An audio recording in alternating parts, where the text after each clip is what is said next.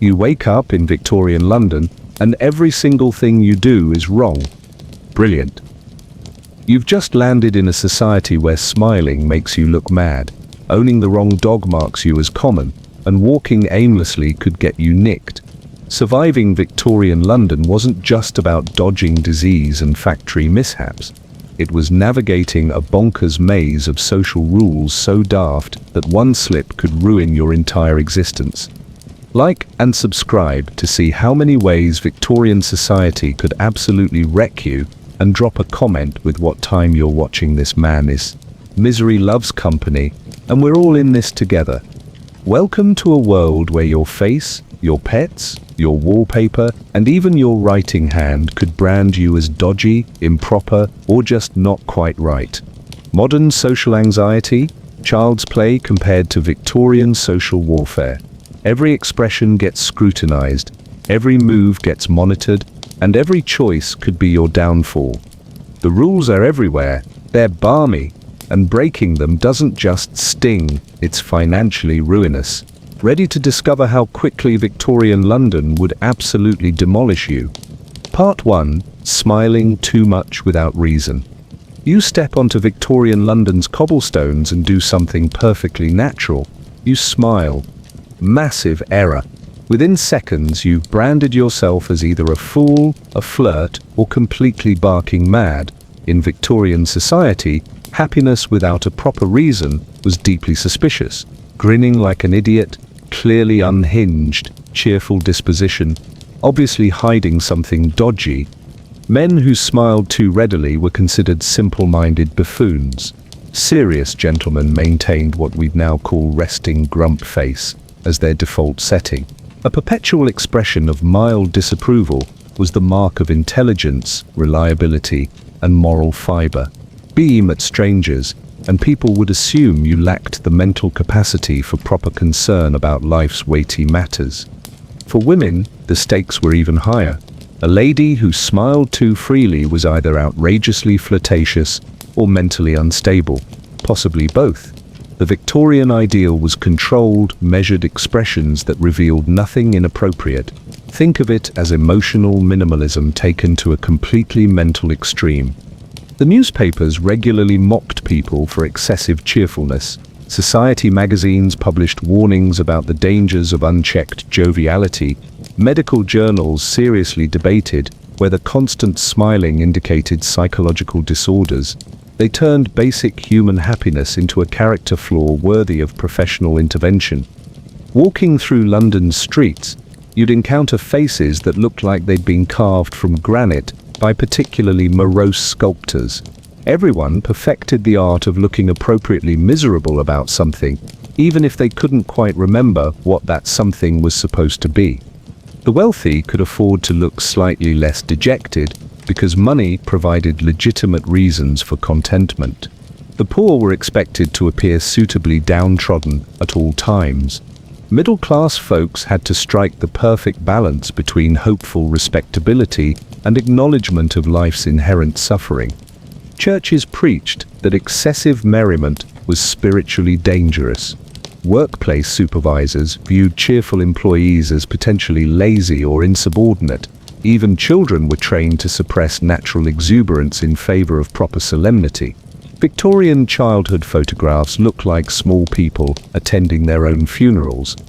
Social gatherings became exercises in competitive glumness. Everyone tried to out-serious each other while maintaining the pretense of enjoying themselves.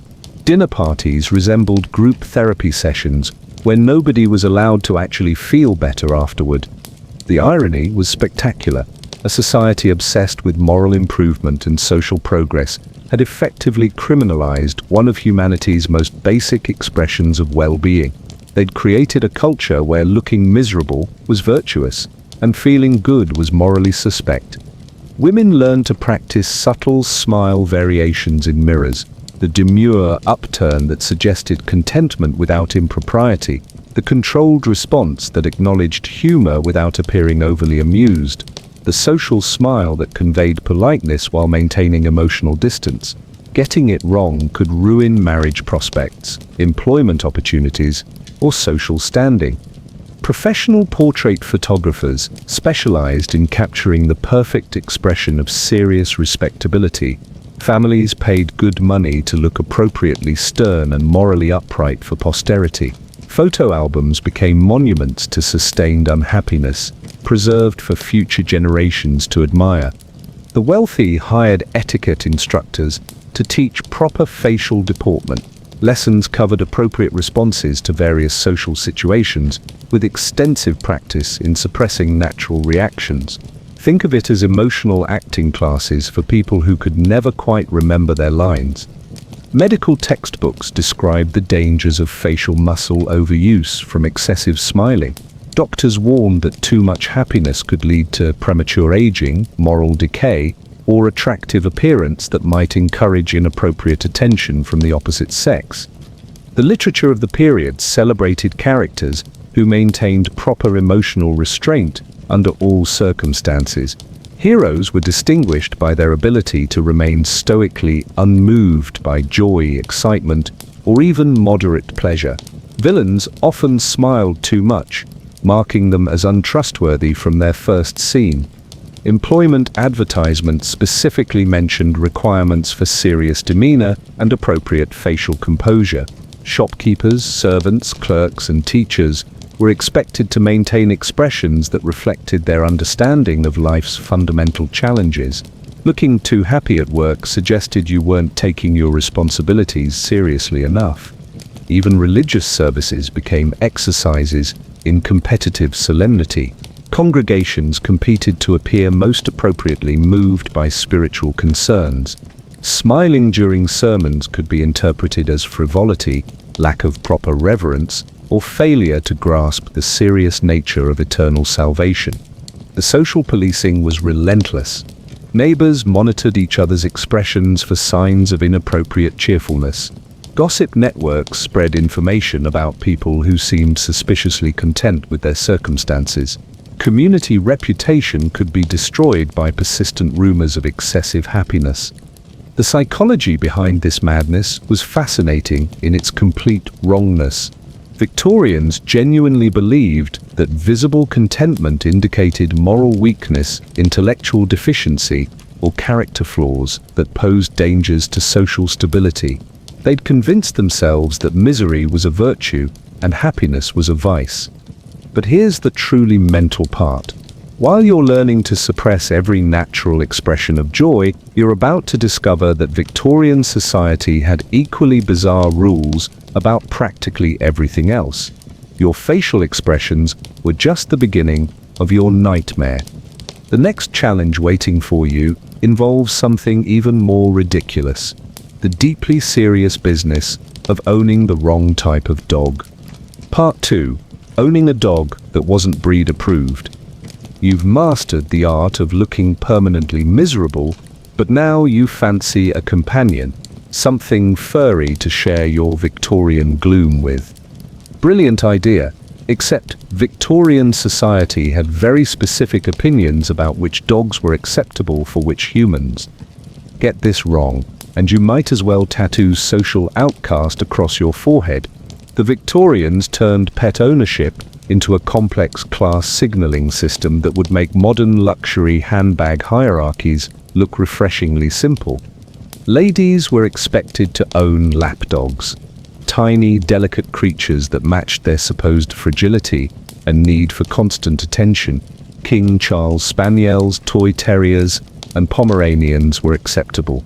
These dogs served as living accessories that demonstrated their owners' refinement, leisure time, and proper understanding of feminine delicacy.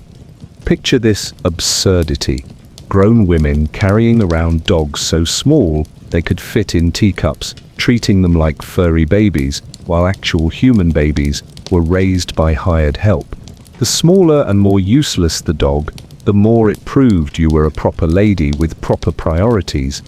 Gentlemen, meanwhile, were supposed to own hunting hounds, working dogs, or breeds that demonstrated masculine vigor and practical purpose.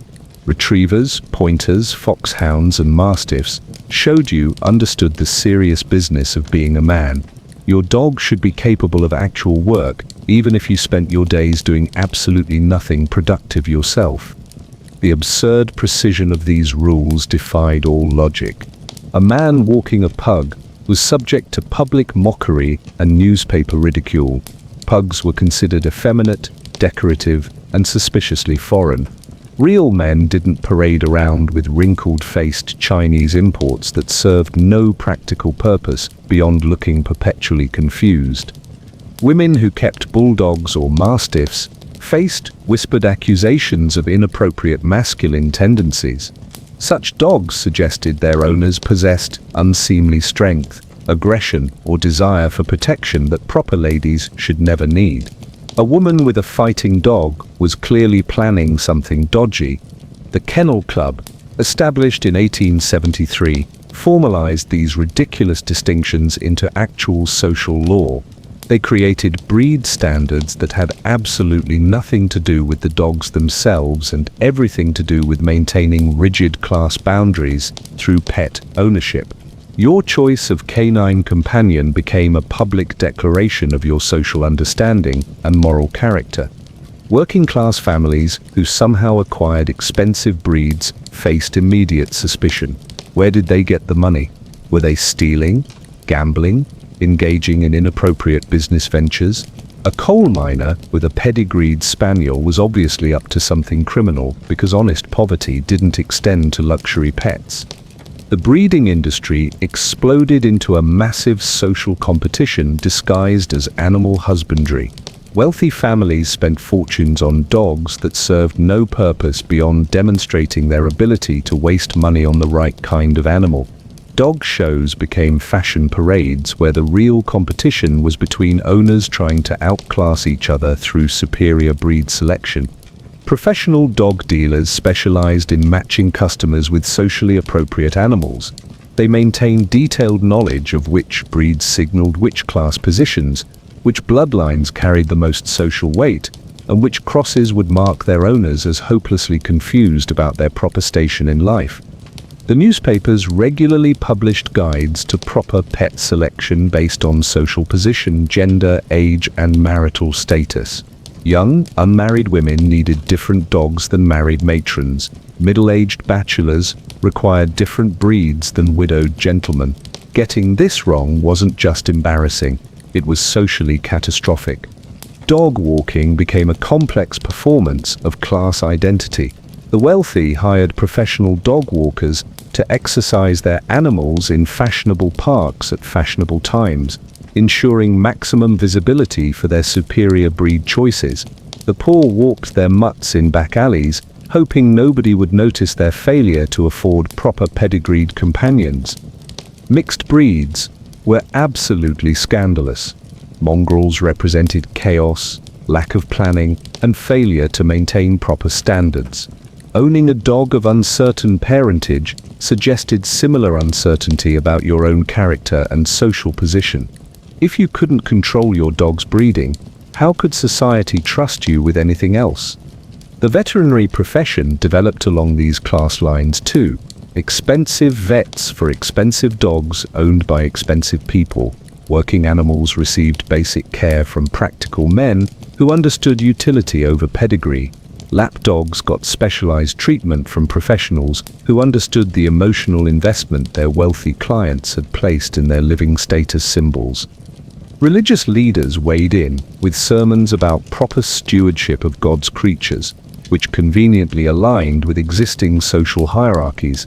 Wealthy pet owners were demonstrating Christian charity through their care for helpless animals. Poor pet owners were wasting resources that should go to human welfare. Somehow, God approved of expensive dogs but disapproved of cheap ones. The legal system even recognized these distinctions. Laws about dog licensing, registration, and public behavior included different standards for different breeds. Some dogs were automatically considered more dangerous, more valuable, or more worthy of protection based entirely on their breeding and their owner's social position. Women's magazines published extensive guides to dog selection that read like marriage advice. Choose a pet that complements your personality while demonstrating proper feminine understanding. Avoid animals that might suggest independence, strength, or any qualities that could threaten your marriageability. Your dog should enhance your attractiveness to suitable gentlemen, not compete with it. Men's clubs developed informal but strictly enforced rules about which members could bring which dogs to which events. A gentleman with the wrong breed might find himself quietly excluded from social gatherings, business opportunities, or sporting events. Your dog could literally close doors that your character and accomplishments should have opened. The international implications were equally daft. Dogs from different countries carried the social baggage of their origins. French breeds suggested frivolity and moral looseness. German breeds implied aggressive tendencies and political unreliability. English breeds were naturally superior because they came from naturally superior people. Professional matchmakers considered pet compatibility when arranging marriages. A lady's lapdog needed to get along with her future husband's hunting hounds. Families researched not just the financial and social suitability of potential matches, but also the compatibility of their respective animals and what that might suggest about marital harmony. The training industry specialized in teaching both dogs and owners their proper social roles. Dogs learned behaviors appropriate to their breeds and their owners' class positions. Owners learned how to display their animals in ways that maximized social advantage while minimizing the risk of appearing too interested in mere pets. Even dog deaths became class-coded social events. Wealthy families held elaborate funerals for their pedigreed companions, complete with custom coffins, published obituaries, and memorial services that poor people couldn't afford for their own relatives. Grief over the right kind of dog was socially acceptable. Grief over the wrong kind of dog was embarrassing. The breeding record keeping became almost genealogical in its obsessive detail. Pedigree charts traced bloodlines with the same precision used for aristocratic family trees. Some dogs had better documented ancestry than most humans, and certainly better documented ancestry than any working-class family could afford to maintain. But just when you think you've figured out the dog situation, you're about to discover that Victorian society scrutinized your home's interior decoration with the same lunatic intensity. Your wallpaper choices were apparently a matter of profound moral significance. Part 3. Living in a house with too much wallpaper. Right, you've sorted your facial expression and acquired the socially correct dog. Time to head home to your Victorian dwelling, where apparently your walls are about to betray you. Welcome to the most bonkers interior design police state in human history. Victorian wallpaper wasn't just decoration. It was a complex social code that announced your class, wealth, taste, and moral character to anyone who entered your home. Get it wrong, and you'd branded yourself as either hopelessly vulgar, dangerously poor, or suspiciously nouveau riche. The rules were mental. Too much pattern meant you were common and trying too hard. Too little pattern suggested you were either poverty-stricken or had the aesthetic sensibility of a turnip. The wrong motifs could destroy your social standing faster than being caught stealing from the church collection plate. Respectable middle-class homes required exactly the right amount of visual complexity to demonstrate prosperity without appearing flashy. Think of it as the Goldilocks principle applied to home decoration, except the bears would publicly shame you if you got the porridge temperature wrong. Professional wallpaper consultants emerged to help families navigate this minefield. These interior decoration experts maintained detailed knowledge of which patterns signaled which social positions, which color combinations suggested appropriate moral values, and which designs would mark you as either aspirational middle class or embarrassingly new money. The manufacturing industry responded with hundreds of subtle variations designed to separate the socially acceptable from the hopelessly confused. Wallpaper catalogs became class warfare disguised as home improvement guides. The difference between respectability and ridicule often came down to pattern spacing, measured in fractions of inches. Different rooms required different approaches to demonstrate your understanding of proper domestic hierarchy. Reception rooms needed patterns that impressed visitors while suggesting the family's serious commitment to respectability. Private rooms could be slightly more relaxed, but never so relaxed that unexpected guests might question your overall moral fiber. Dining rooms demanded patterns that enhanced appetite while demonstrating the family's prosperity and taste, too ornate, and you looked like you were showing off your recent financial success in ways that made established families uncomfortable, too plain, and people would assume you couldn't afford to feed guests properly. Bedrooms required the most careful consideration because they reflected the moral character of their occupants. Young ladies needed patterns that suggested innocence, purity, and appropriate feminine sensibilities. Married couples needed designs that indicated respectability without any hint of the passionate activities that might occur within those walls. The color psychology was equally ridiculous. Different hues carried specific social meanings that everyone was expected to understand without being explicitly taught. Green suggested prosperity and growth, but the wrong shade of green implied either environmental pretensions or suspicious Irish sympathies. Blue indicated reliability and conservative values, but too much blue suggested melancholy or inappropriate political leanings. Red was dangerous territory entirely. Little red showed prosperity and confidence, but too much red suggested either revolutionary sympathies or moral looseness that could scandalize the neighborhood. Religious themes were acceptable but required careful handling. Too many biblical motifs suggested either genuine piety or hypocritical attempts to cover questionable behavior. Secular themes were safer, but needed to avoid anything that might suggest inappropriate interests in pleasure, foreign cultures, or modern ideas. The installation process became a neighborhood spectacle. Professional wallpaper hangers were hired not just for their technical skills but for their discretion about their clients' choices. The wrong craftsman might spread gossip about your family's questionable taste to other households, effectively destroying your reputation through interior decoration rumors. Maintenance standards were scrutinized with forensic intensity. Wallpaper that showed wear suggested either poverty or carelessness about domestic standards.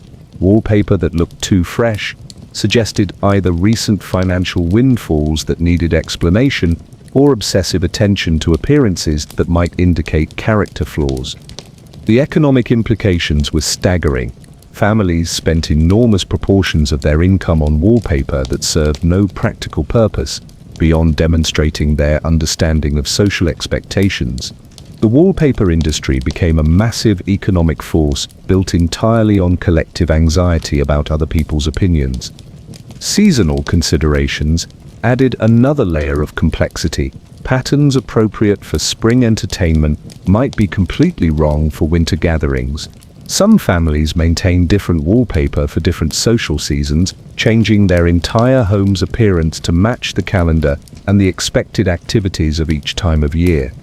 International influences required careful navigation. French patterns suggested sophistication, but might also imply moral looseness or political unreliability. Oriental designs showed worldliness and prosperity, but could indicate dangerous foreign sympathies or inappropriate interest in exotic cultures that proper British families should approach with caution. The technological advances in wallpaper printing created new opportunities for social disaster. Machine-printed papers were more affordable, but marked their owners as unable to afford hand-printed alternatives. Hand-printed papers showed prosperity, but could suggest wasteful spending that indicated poor financial judgment or newly acquired wealth. Children's rooms became particular battlegrounds for demonstrating proper parental values. Educational motifs showed commitment to their offspring's intellectual development. Too many educational themes suggested obsessive parental pressure that might damage the children's character. Fun themes showed appropriate attention to childhood happiness. Too much fun suggested dangerous permissiveness that could spoil the children's moral development. Guest rooms required the most diplomatic approach because they needed to impress visitors while avoiding any suggestion that the family was showing off specifically for company. The wallpaper had to suggest that this level of taste and prosperity was the family's normal standard, not a special effort made to impress outsiders.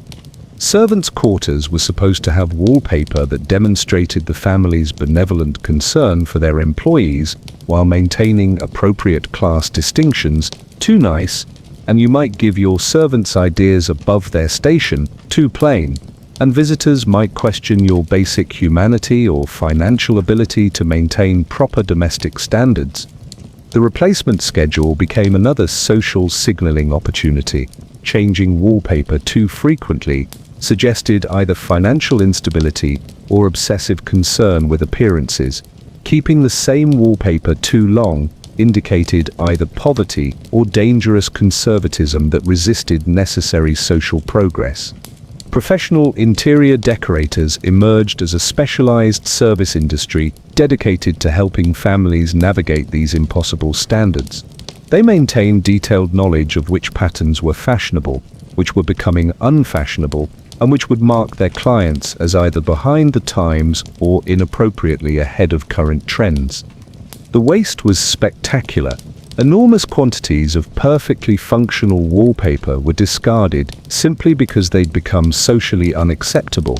Families bankrupted themselves, replacing decoration that served its practical purpose perfectly well, but no longer sent the right social messages to visitors and neighbors. The psychological pressure was relentless. Every room in your home became a public examination of your taste, values, and social understanding. Visitors made immediate judgments about your character based on your wallpaper choices, and these judgments influenced everything from business opportunities to marriage prospects for your children. But while you're frantically redecorating your home to avoid social catastrophe, you're about to discover that Victorian society was equally obsessed with policing your basic biological functions. Something as fundamental as which hand you used for writing could mark you as literally demonic. Part 4. Being left-handed. You've decorated your home with socially acceptable wallpaper, but now comes the truly mental bit. You need to write something down, and your natural instinct is to pick up the pen with your left hand. Congratulations, you've just revealed yourself as potentially possessed by Satan. Victorian society viewed left-handedness as everything from mild moral deficiency to outright demonic influence. The very word sinister comes from the Latin word for left, and Victorians took this linguistic coincidence as scientific proof that left-handed people were fundamentally wrong, dangerous, and probably in league with dark forces. Schools waged systematic warfare against left-handed children with the dedicated enthusiasm of military campaigns. Teachers armed themselves with rulers, canes, and religious conviction to beat the devil out of any child who dared reach for their pen with the wrong hand. The educational establishment treated left-handedness as a correctable character flaw that threatened the moral fabric of society. Children had their left hands tied behind their backs, forced to sit on their left hands, or had their knuckles wrapped with rulers every time they instinctively reached for something with their natural dominant hand. The physical punishment was relentless, systematic, and considered absolutely essential for the child's moral development and social future. Religious authorities provided theological backing for this lunacy. Left-handedness was associated with evil, rebellion against God's natural order, and dangerous nonconformity that could spread like a moral contagion through communities. Ministers preached sermons about the importance of correcting this sinful tendency before it corrupted the child's entire character. The medical establishment contributed their own pseudo-scientific nonsense. Doctors published papers linking left-handedness to mental deficiency, criminal tendencies, and various physical ailments that supposedly resulted from using the wrong hand for daily activities. Medical journals seriously debated whether left-handed people had fundamentally different brain structures that made them inherently antisocial. Employers routinely discriminated against left-handed workers, viewing them as clumsy, unreliable, and potentially dangerous in workplace settings designed for right-handed people. Job advertisements sometimes specifically stated preferences for right-handed applicants, treating handedness as a legitimate employment qualification like literacy or relevant experience. The tool and equipment manufacturing industry ignored left-handed people entirely. Everything from scissors to can openers, from writing desks to factory machinery, was designed exclusively for right-handed use. Left-handed people were expected to adapt to a world that treated their natural abilities as defects requiring constant accommodation. Dining etiquette became a nightmare for left-handed people trying to navigate social situations. Table settings, serving utensils, and proper eating techniques all assumed right-handed dominance. Left-handed guests at formal dinners faced the choice between social embarrassment or physical discomfort as they tried to use utensils designed for their opposite hand. The writing instruction industry developed elaborate techniques for forcing left-handed children to adopt right-handed penmanship. Special desks, modified pens, and intensive training programs promised to correct this natural tendency and save children from a lifetime of social disadvantage. The business of curing left-handedness became a legitimate educational specialty. Superstitions surrounding left-handedness reached spectacular levels of absurdity. Left-handed people were believed to bring bad luck, corrupt food by touching it, and possess supernatural abilities that made them suitable for witchcraft and other occult practices. Some communities viewed left-handed individuals with the same suspicion reserved for suspected criminals or foreign spies. Marriage prospects for left-handed people were significantly damaged by these prejudices. Matchmakers warned families against considering left-handed suitors for their children, citing concerns about genetic inheritance, domestic harmony, and the social embarrassment of having left-handed grandchildren who might require expensive corrective education. The military establishment incorporated anti-left-handedness into their training and recruitment practices. Soldiers were expected to handle weapons, perform drills, and follow commands designed for right-handed coordination. Left-handed recruits faced additional training to overcome their natural tendencies and conform to military standards. Professional services emerged to help left-handed adults hide their condition in social and professional settings. Etiquette instructors taught techniques for disguising natural left-handed movements, practicing right-handed gestures, and avoiding situations that might reveal their shameful secret to employers, neighbors, or potential romantic partners. The publishing industry contributed to the persecution by producing educational materials that explicitly described left-handedness as a problem requiring correction. Children's books, educational guides, and parenting manuals included detailed instructions for identifying and treating left-handed tendencies before they became permanent character flaws.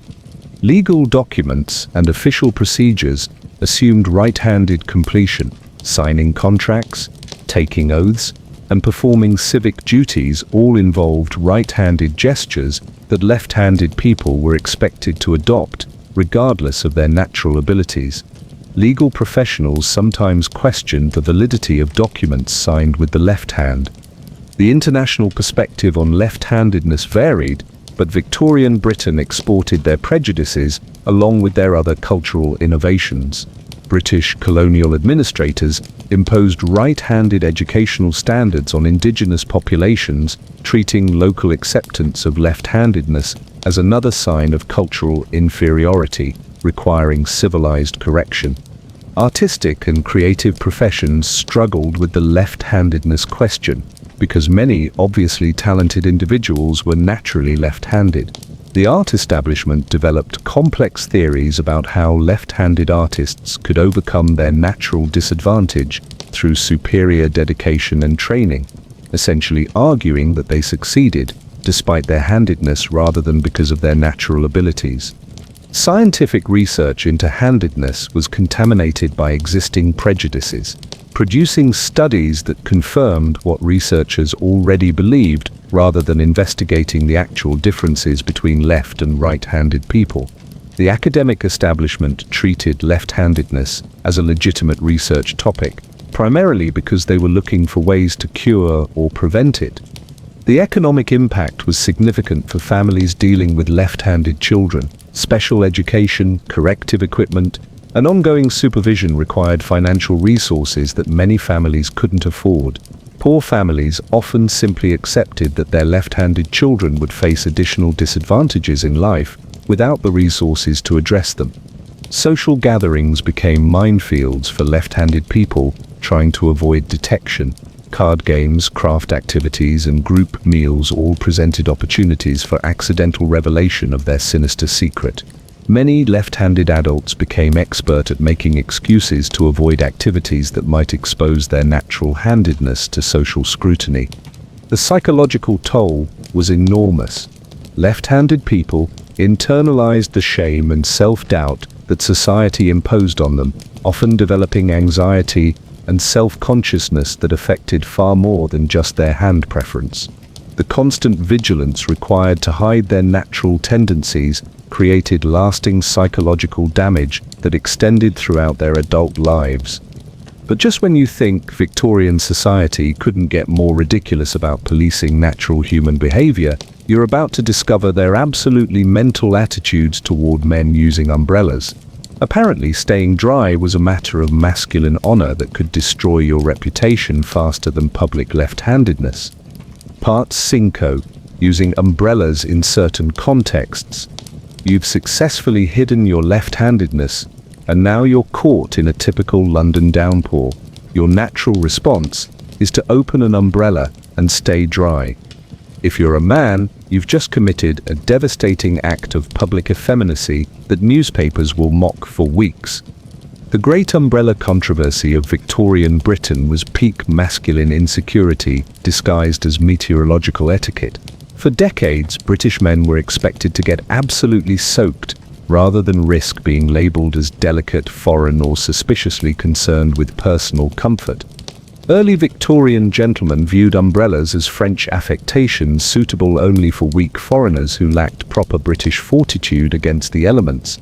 Real men endured weather with stoic dignity, accepting rain as a test of character that separated the hardy from the pathetically soft. Using an umbrella suggested you possessed the moral fiber of a soggy biscuit. The newspapers were merciless in their ridicule of umbrella-using men.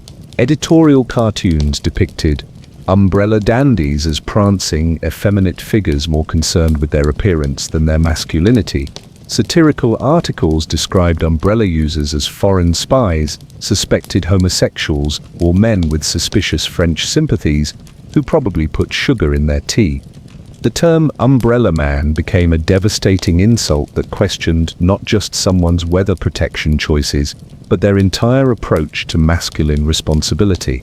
Being called an umbrella man suggested you were the sort of fellow who would abandon ship during emergencies, avoid military service during wartime, or generally fail at crucial moments when real men were expected to demonstrate backbone.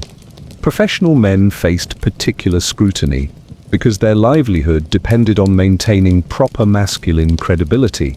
Lawyers, doctors, clerks, and businessmen who were spotted using umbrellas risked losing clients who questioned whether someone so concerned with staying dry could be trusted with serious responsibilities requiring genuine toughness. The military establishment was absolutely horrified by umbrella usage among civilian men. Officers worried that widespread acceptance of weather protection might soften the general population's readiness for military service. How could Britain maintain its empire if British men were too delicate to endure a bit of rain without mechanical assistance? Religious leaders contributed their own theological objections to male umbrella usage.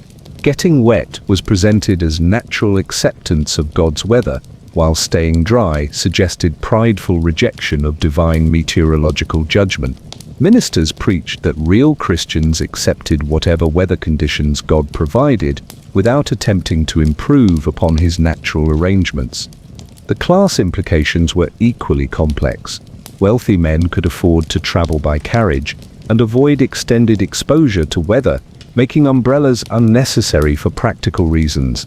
Working-class men were expected to endure weather as part of their natural toughness. Middle-class men faced the worst position. They couldn't afford carriages, but also couldn't appear too concerned with comfort without suggesting inappropriate social climbing. International comparisons fueled the controversy because different countries had different attitudes toward male umbrella usage. French men used umbrellas without shame, which British commentators cited as evidence of general French moral weakness.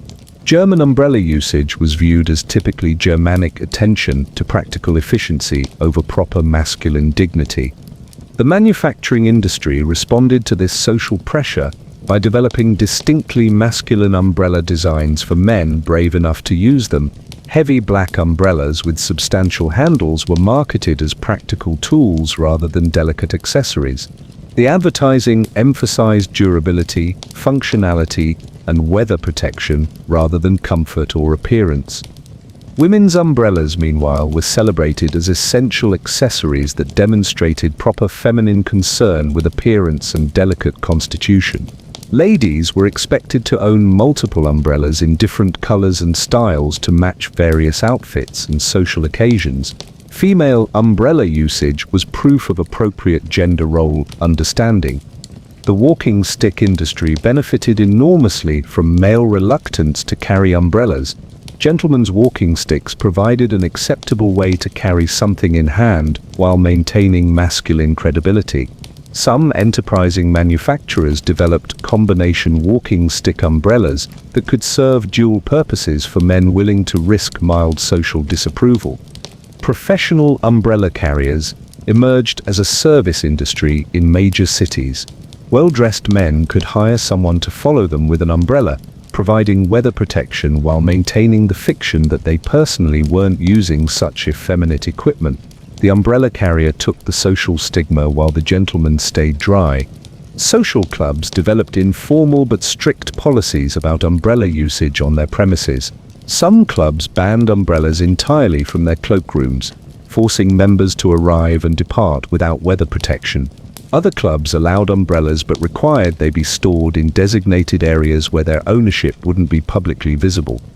The sporting establishment incorporated anti-umbrella attitudes into their general philosophy of masculine toughness. Athletes, sportsmen, and outdoor enthusiasts were expected to demonstrate their fitness partly through their willingness to endure weather without mechanical assistance. Using an umbrella suggested soft living that undermined athletic credibility. Marriage considerations included umbrella attitudes as legitimate factors in evaluating potential husbands. Women were advised to observe how suitors handled weather exposure as an indicator of their likely performance under other challenging circumstances. A man who used an umbrella might lack the toughness required for proper husbandry and fatherhood.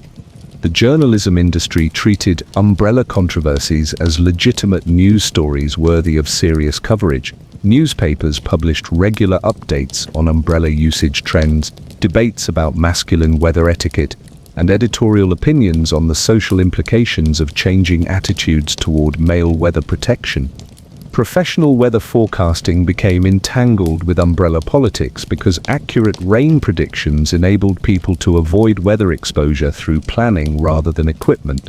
Some commentators argued that weather forecasting was itself a form of effeminate weather avoidance that undermined the character-building benefits of unexpected meteorological challenges. The legal profession struggled with umbrella-related questions because some courts and legal offices banned umbrellas as inappropriate accessories that might suggest their owners were more concerned with personal comfort than professional dignity. Lawyers needed to balance practical weather protection against the risk of appearing insufficiently serious about their legal responsibilities. Medical opinion was divided on the health implications of umbrella usage versus weather exposure. Some doctors argued that getting regularly soaked built character and immune system strength. Other physicians worried that unnecessary weather exposure led to preventable illnesses that strained medical resources and reduced productivity. The gradual acceptance of male umbrella usage required careful navigation of changing social expectations. Early adopters risked social ridicule but also positioned themselves as practical innovators. Later adopters avoided the worst social stigma but also marked themselves as followers rather than leaders in social change. Business etiquette evolved to include umbrella protocols for different professional situations. Client meetings, business dinners, and professional gatherings all developed informal rules about appropriate umbrella usage that balanced practical needs against masculine credibility requirements. But while you're wrestling with the social implications of staying dry, Victorian society was simultaneously policing male jewelry choices with equal intensity. Apparently, wearing too many rings could destroy your masculine reputation even faster than umbrella usage. Part 6. Wearing too many rings, especially for men. You've navigated the umbrella minefield, and now you're accessorizing for a social event. Time to add some jewelry to demonstrate your prosperity and taste. Except, Victorian society had very specific opinions about how many rings constituted appropriate masculine display versus suspicious flamboyance that questioned your entire character. The mathematics of masculine jewelry were absolutely mental. 1 ring suggested appropriate wealth and status, 2 rings indicated questionable priorities and possible vanity. 3 or more rings marked you as either a theatrical performer, a foreign gigolo, or someone with deeply suspicious ideas about masculine presentation, because apparently, Victorian men couldn't be trusted to count past 2 without revealing character defects. Modern blokes wear whatever jewelry they fancy, without anyone questioning their sexual orientation or criminal affiliations. Back then, your ring choices were basically a personality test administered by every person you met. It's like if today's dress codes were designed by particularly paranoid conspiracy theorists with strong opinions about finger decoration. Wedding rings were obviously acceptable for married men, though even these required careful consideration of size, material, and design to avoid appearing too decorative or attention-seeking. Signet rings were appropriate for gentlemen with family crests or professional associations that warranted heraldic display. University rings showed educational achievement without suggesting excessive concern with personal adornment. Beyond these narrow categories, you were basically entering jewelry terrorism territory. The dandy panic of the early Victorian period specifically targeted men who paid too much attention to their appearance, including jewelry choices. The dandies were viewed as morally suspect, potentially homosexual, and certainly lacking in the serious masculine virtues required for proper British citizenship. Ring wearing was primary evidence of dandy tendencies that required social correction. Imagine if today's fashion police actually had arrest powers and used them against anyone wearing more than 1 accessory. Professional considerations were paramount because clients, employers, and colleagues made immediate judgments about men's character based on their jewelry choices. Lawyers with too many rings might lose cases because juries viewed them as untrustworthy. Doctors with excessive jewelry could lose patients who questioned their medical seriousness. Clerks with multiple rings risked unemployment for appearing above their proper station. Your career prospects literally hung on whether you understood the secret mathematics of acceptable finger decoration. The jewelry surveillance industry was remarkably sophisticated for a society supposedly focused on moral improvement. Social gatherings became ring inspection opportunities, where guests evaluated each other's accessory choices for evidence of character, taste, and social understanding. Men who wore too many rings faced immediate whispered criticism that could spread through social networks and damage their reputations for months after a single evening's poor jewelry judgment. It's rather brilliant, really. Modern society settled this complex social issue by basically deciding that people can wear whatever makes them happy without requiring advanced degrees in accessory psychology. Victorian society, meanwhile, created elaborate mathematical formulas for finger decoration that would make cryptocurrency trading look straightforward. The religious establishment contributed theological objections to male jewelry that went beyond simple vanity concerns. Excessive personal adornment was viewed as prideful rejection of Christian humility and inappropriate attention to worldly appearance rather than spiritual development. Ministers regularly preached against the moral dangers of masculine vanity expressed through jewelry. Because apparently, God kept detailed records of ring distribution and had very specific opinions about men's jewelry budgets. International jewelry styles required especially careful navigation because different ring designs carried associations with foreign cultures that might suggest inappropriate sympathies or dangerous cosmopolitan influences. French jewelry styles were viewed with suspicion because of general anti-French sentiment. Oriental designs suggested exotic interests that proper British gentlemen should approach with caution. Your ring could literally brand you as a foreign spy or cultural traitor. The manufacturing industry responded to these social pressures by developing distinctly masculine ring designs that emphasized functionality over decoration. Heavy gold bands, simple geometric patterns, and practical mounting styles were marketed as appropriate for men who needed to display wealth without appearing overly concerned with aesthetic beauty. Because apparently, even jewelry manufacturers understood that Victorian masculinity was too fragile to handle decorative metalwork. Professional jewelers developed expertise in advising male customers about socially appropriate ring selections based on their occupation, social position, and personal circumstances. These consultations included detailed discussions of workplace expectations, social requirements, and the long-term reputation implications of different jewelry choices. Imagine needing professional counseling to buy a simple piece of jewelry without accidentally destroying your entire social standing.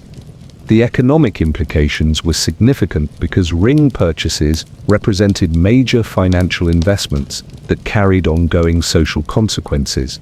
Men who chose wrongly faced the choice between continuing to wear socially inappropriate jewelry or absorbing the financial loss of replacing expensive accessories that no longer served their intended purpose. It's like buying a car that accidentally announces you're unemployed and morally questionable. Marriage negotiations included discussions of appropriate jewelry for husbands and wives that reflected family status, financial resources, and social expectations. Families researched potential matches partly based on their jewelry choices, viewing ring wearing as evidence of character traits that might affect marital compatibility and family reputation. Your engagement could be broken off because your ring choices suggested you might be difficult to live with. Military traditions included specific rules about ring wearing that balanced recognition of service achievements against maintenance of proper martial dignity. Military rings showed appropriate institutional loyalty without suggesting excessive concern with personal appearance that might undermine readiness for combat service. Because nothing says prepared for battle like worrying about whether your jewelry suggests insufficient masculine toughness.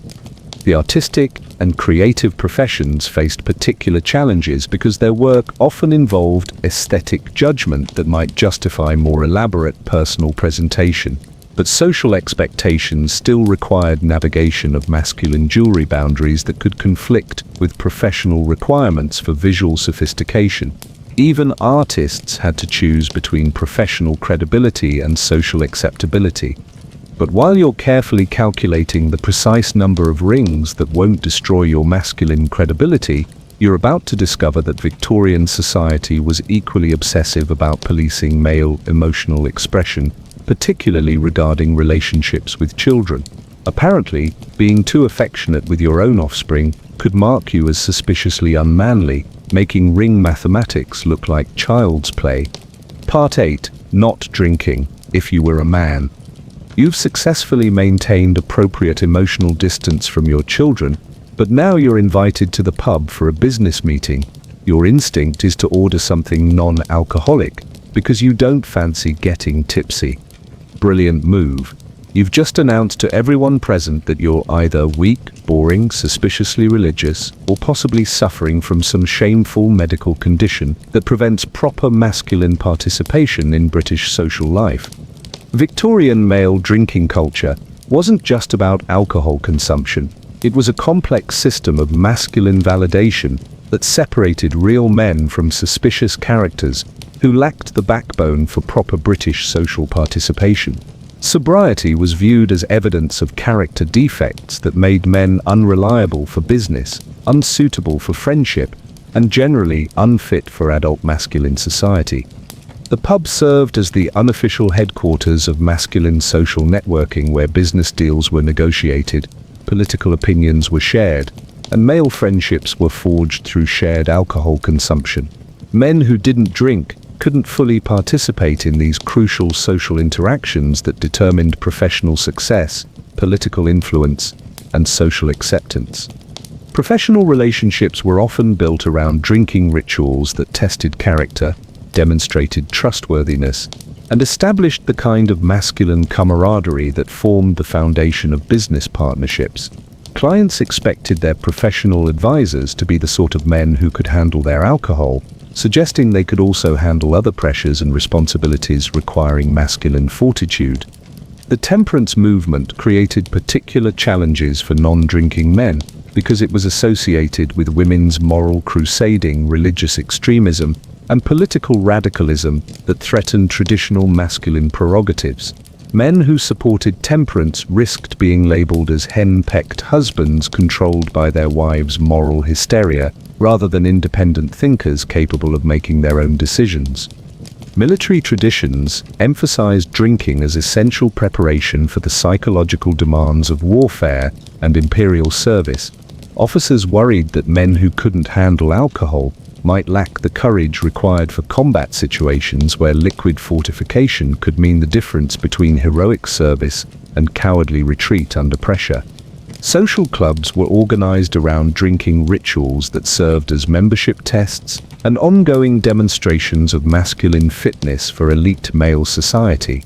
Men who requested non-alcoholic alternatives faced immediate suspicion about their suitability for club membership and their understanding of proper gentleman's behavior. Religious considerations created complex tensions because various Christian denominations had different attitudes toward alcohol consumption, but Victorian society generally expected men to demonstrate their independence from feminine moral influence by making their own decisions about drinking, regardless of religious teachings about temperance and moral behavior. The medical establishment contributed contradictory advice about alcohol's health effects, but social expectations usually trumped medical concerns because men who cited health reasons for avoiding alcohol were viewed as either lying about their real motivations or suffering from embarrassing medical conditions that suggested broader character weaknesses. Economic implications were significant because much business networking occurred in drinking establishments where non-participating men missed crucial opportunities for professional advancement, client development, and the kind of informal relationship building that determined career success in Victorian commercial society. International business relationships often centered around drinking customs that served as tests of character and demonstrations of cultural understanding. British businessmen who couldn't participate in drinking rituals with foreign colleagues risked being viewed as culturally insensitive or lacking the social skills necessary for successful international commerce. The journalism industry regularly mocked non-drinking men as puritanical killjoys, religious fanatics, or effeminate characters who lacked the robust appetites expected of proper British masculinity.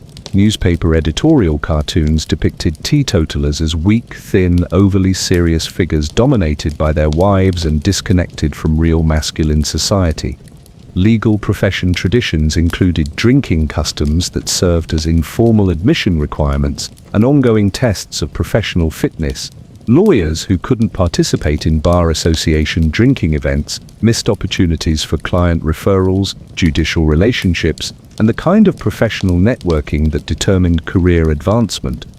Marriage considerations included evaluation of potential husbands' drinking habits as evidence of their character, social acceptability, and fitness for providing proper masculine leadership within family structures. Women were advised to be suspicious of men who didn't drink because such behavior suggested possible hidden defects or anti-social tendencies. Political participation often required drinking with constituents, party leaders, and fellow politicians in settings where alcohol consumption demonstrated trustworthiness, reliability, and the kind of masculine camaraderie that formed the foundation of political alliances and voting coalitions. The sporting establishment incorporated drinking into post-competition celebrations and ongoing social relationships that extended athletic participation into broader masculine community membership. Athletes who didn't drink faced social isolation from teammates and exclusion from the social benefits that came with sporting achievement. Workplace culture in many industries included drinking traditions that served as informal promotion requirements and tests of employee loyalty to company social values. Men who couldn't participate in after-work drinking missed opportunities for relationship building with supervisors and colleagues that often determined advancement opportunities. Class considerations complicated drinking expectations because different social levels had different alcohol customs, but non-drinking crossed all class boundaries as evidence of character defects that transcended economic status. Working-class non-drinkers were viewed as suspicious and potentially radical, while upper-class teetotalers were seen as eccentric and possibly unreliable.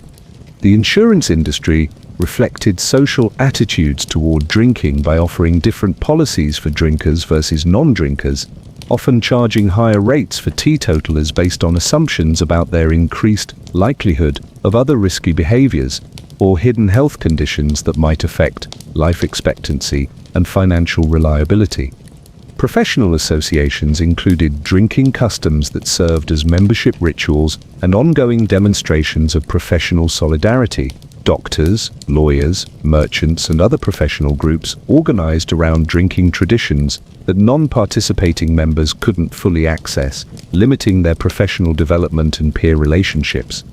International cultural exchanges, often centered around drinking customs that served as diplomatic tools and demonstrations of mutual respect between different societies.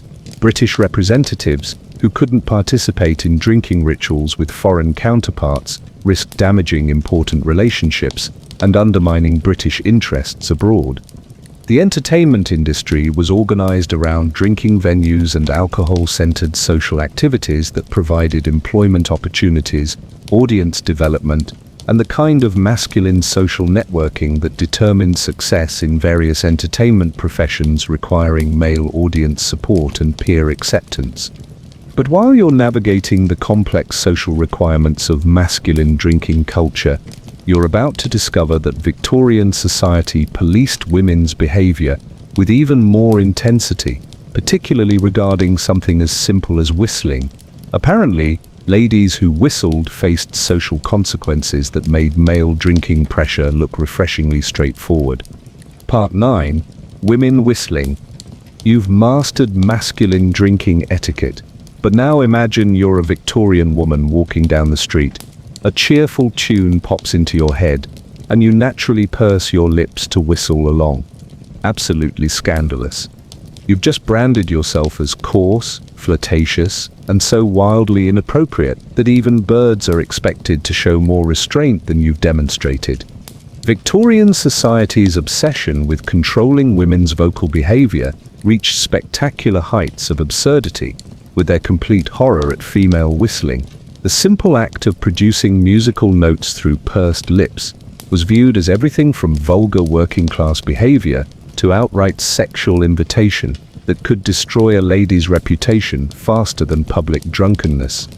The reasoning behind this madness was typically Victorian in its creative interpretation of moral significance. Whistling required pursing the lips in ways that suggested kissing, involved controlled breathing that might appear sensual, and produced sounds that drew attention to a woman's mouth in ways that proper ladies should never encourage. Religious authorities provided theological backing for anti-whistling sentiment by arguing that women's voices should be used only for appropriate purposes like prayer, gentle conversation, and moral instruction of children. Whistling was viewed as frivolous misuse of vocal abilities that God intended for serious feminine responsibilities rather than personal entertainment. The phrase whistling women and crowing hens always come to some bad end. became popular wisdom that connected female whistling to broader supernatural warnings about women who violated natural gender boundaries. Society genuinely believed that women who whistled were tempting fate and inviting divine punishment for inappropriate behavior. Class distinctions were crucial because whistling was associated with working-class women who lacked proper education about ladylike behavior. Factory girls, shop workers, and domestic servants might whistle while working, but such behavior marked them as common and unsuitable for advancement into respectable social positions requiring feminine refinement. Professional implications were severe for women in teaching, nursing, or other respectable occupations that required demonstration of proper moral character. A teacher caught whistling could lose her position for setting inappropriate examples that might corrupt her students' understanding of proper feminine behavior and social expectations. Marriage prospects were significantly damaged by reputation for whistling because potential suitors were warned to avoid women who demonstrated such casual disregard for feminine propriety. Matchmakers specifically advised families to investigate whether potential daughters-in-law had histories of whistling or other vocal inappropriateness that might embarrass their families. The music education industry created complex distinctions between appropriate and inappropriate female musical expression. Women could sing acceptable songs in proper settings, play appropriate instruments like piano or harp, and participate in supervised musical activities that demonstrated feminine accomplishment without suggesting inappropriate vocal freedom or public attention-seeking. International comparisons were used to criticize whistling as foreign behavior, inappropriate for British women who should demonstrate superior feminine restraint compared to women from less civilized societies. American women's reputation for greater vocal freedom was cited as evidence of democratic social breakdown that British ladies should avoid through proper behavioral discipline.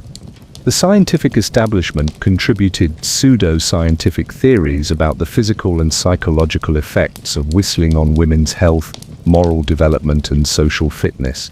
Medical journals published articles warning that whistling could damage feminine vocal cords, encourage inappropriate muscle development, or indicate underlying psychological disorders requiring medical intervention. Social gatherings became whistling surveillance opportunities, where women's vocal behavior was monitored for signs of inappropriate expression that might indicate broader character defects or unsuitable social understanding. Women who whistled at parties, social events, or public gatherings faced immediate criticism and potential social exclusion. The domestic service industry included specific rules about servants' vocal behavior because employers worried that whistling staff might set inappropriate examples for their children or embarrass the family through association with common behavior.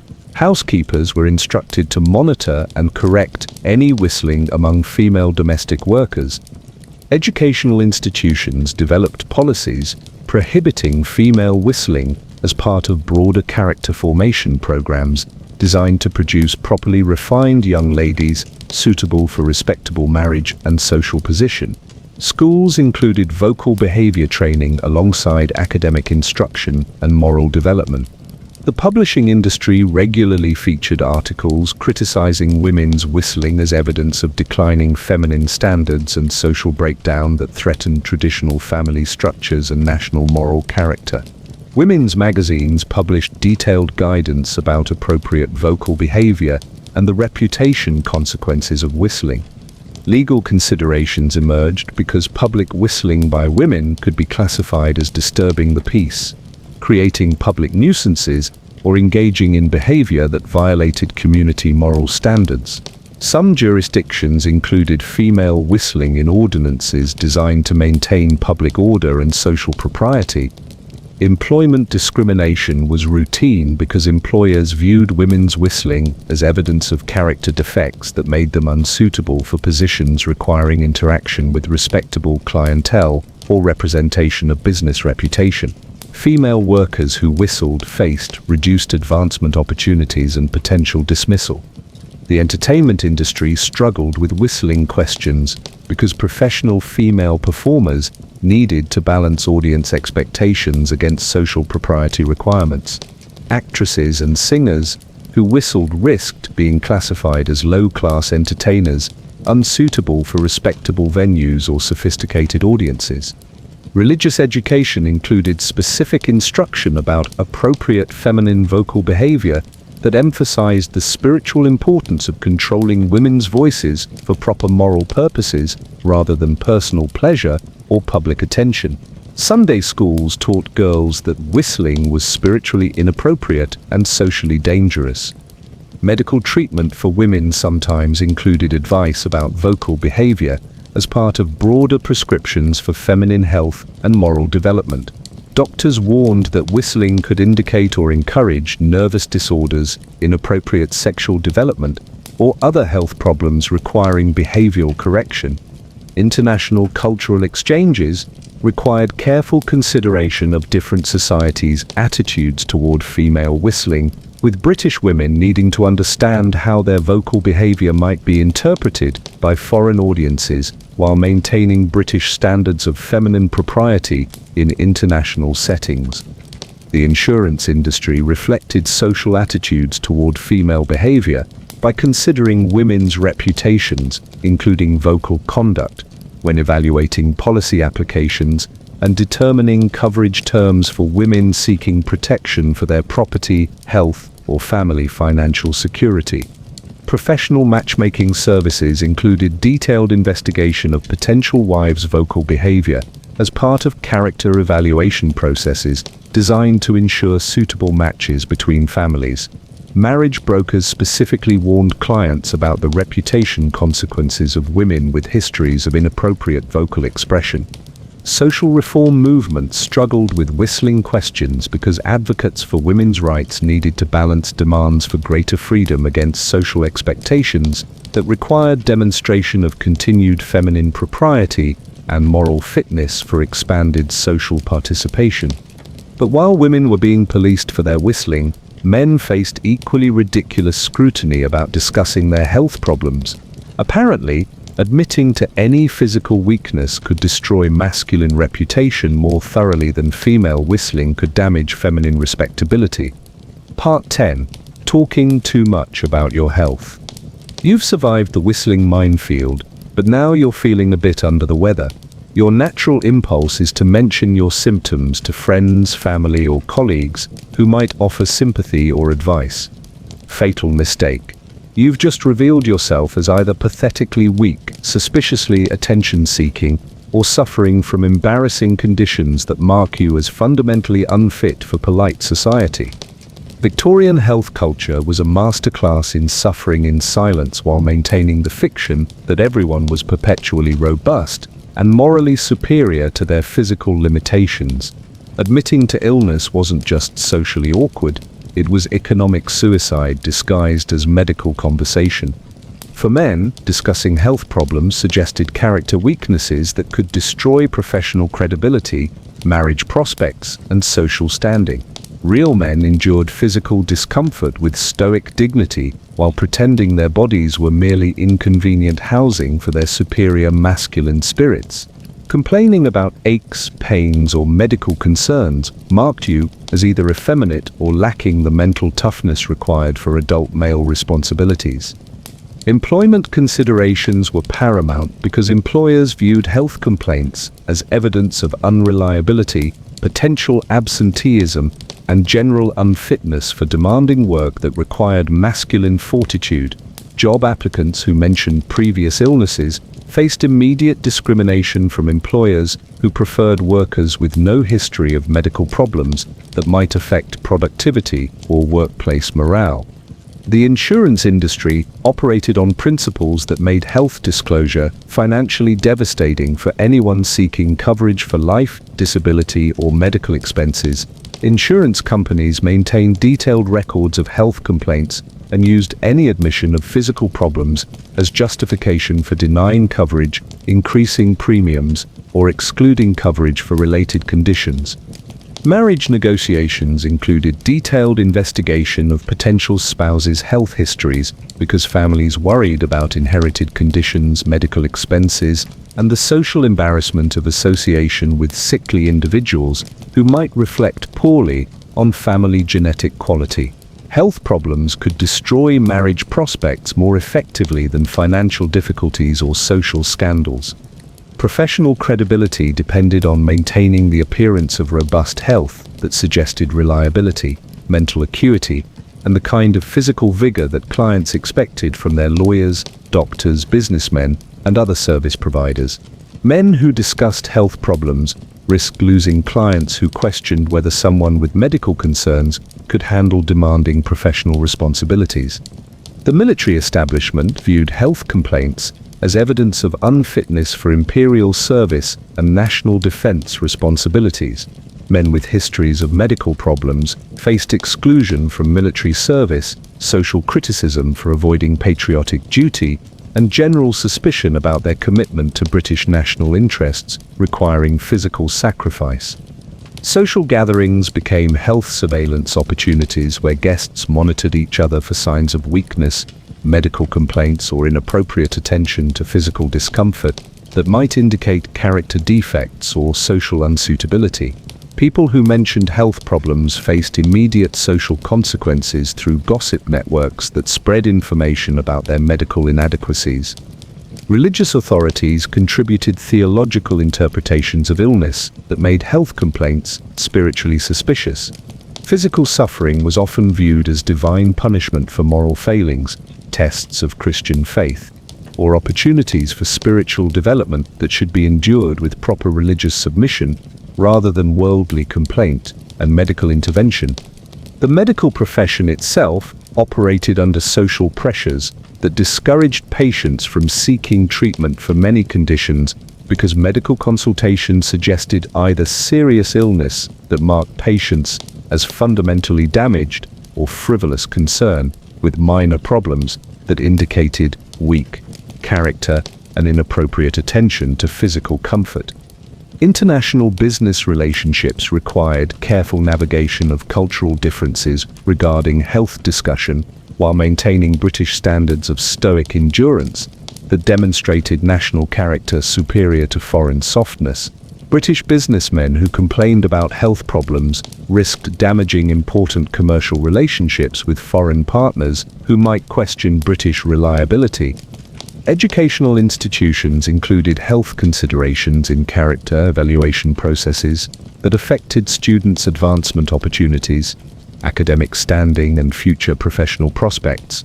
Students with histories of health complaints faced discrimination from educators who viewed medical problems as evidence of broader character defects requiring additional moral instruction. The legal profession struggled with health-related questions because courtroom appearance requirements, client service expectations, and professional credibility concerns made any admission of medical problems potentially career-damaging. Lawyers with health issues faced reduced opportunities and client skepticism about their fitness for demanding legal responsibilities.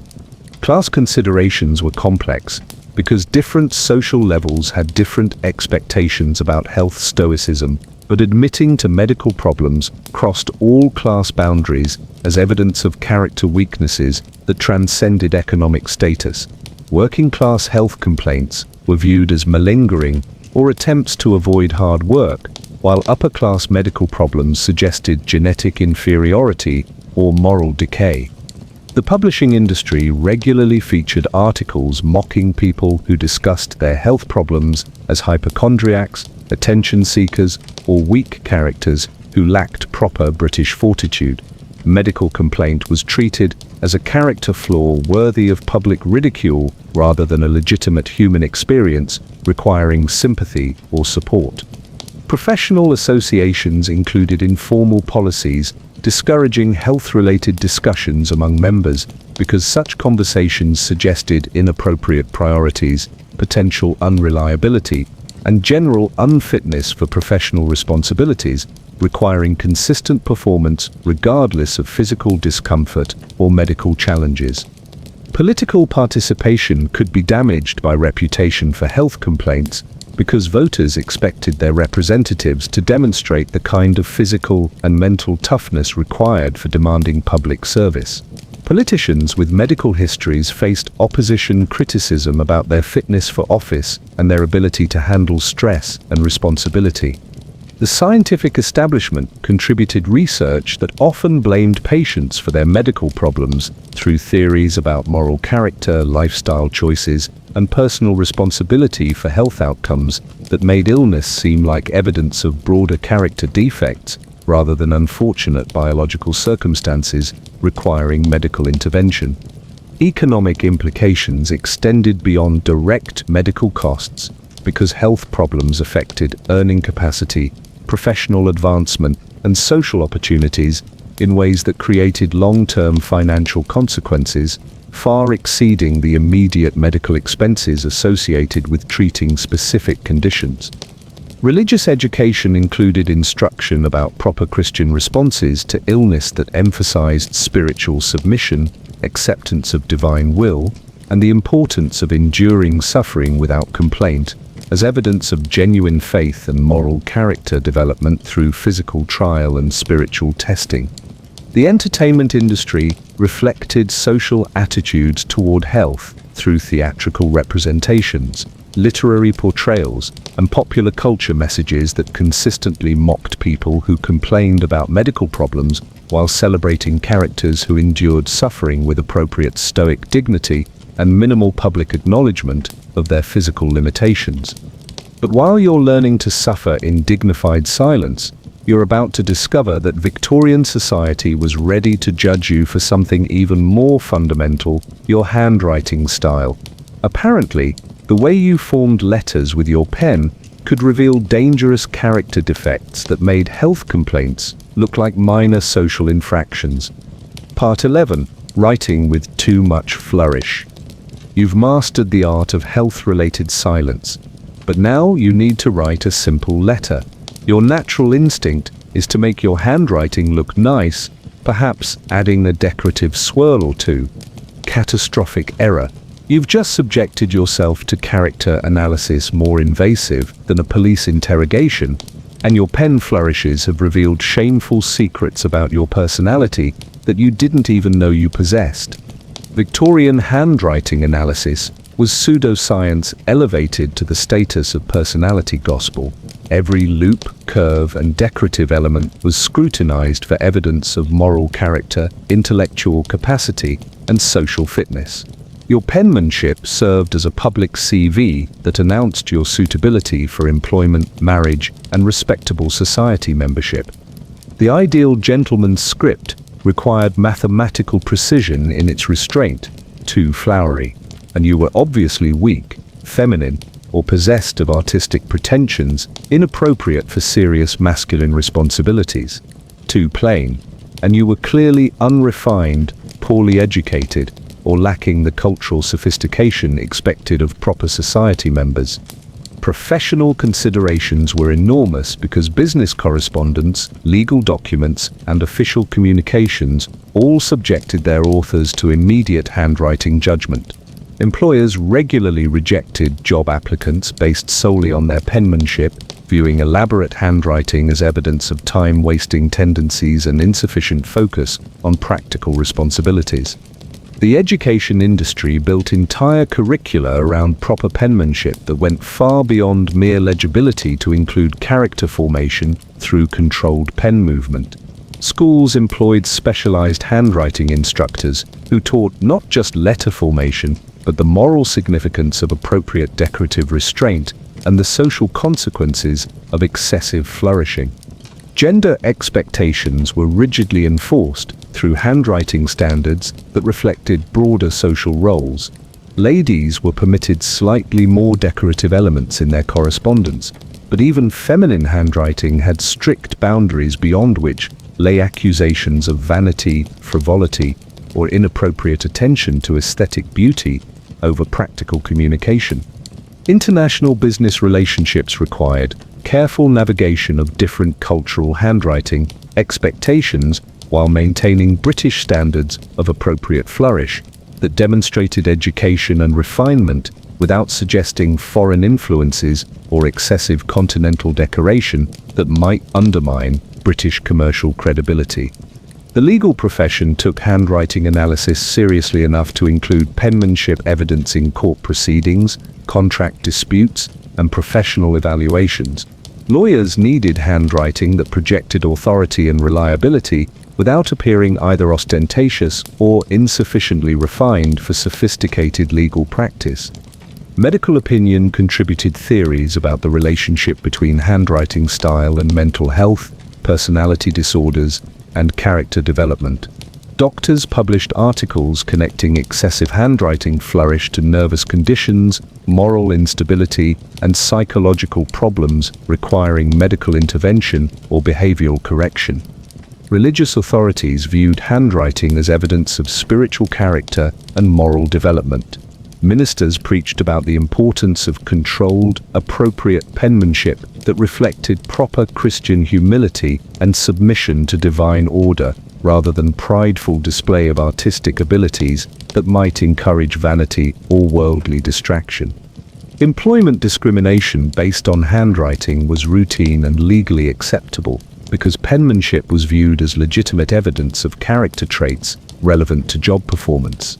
Workers with inappropriate handwriting faced reduced advancement opportunities and potential dismissal for failing to maintain professional standards.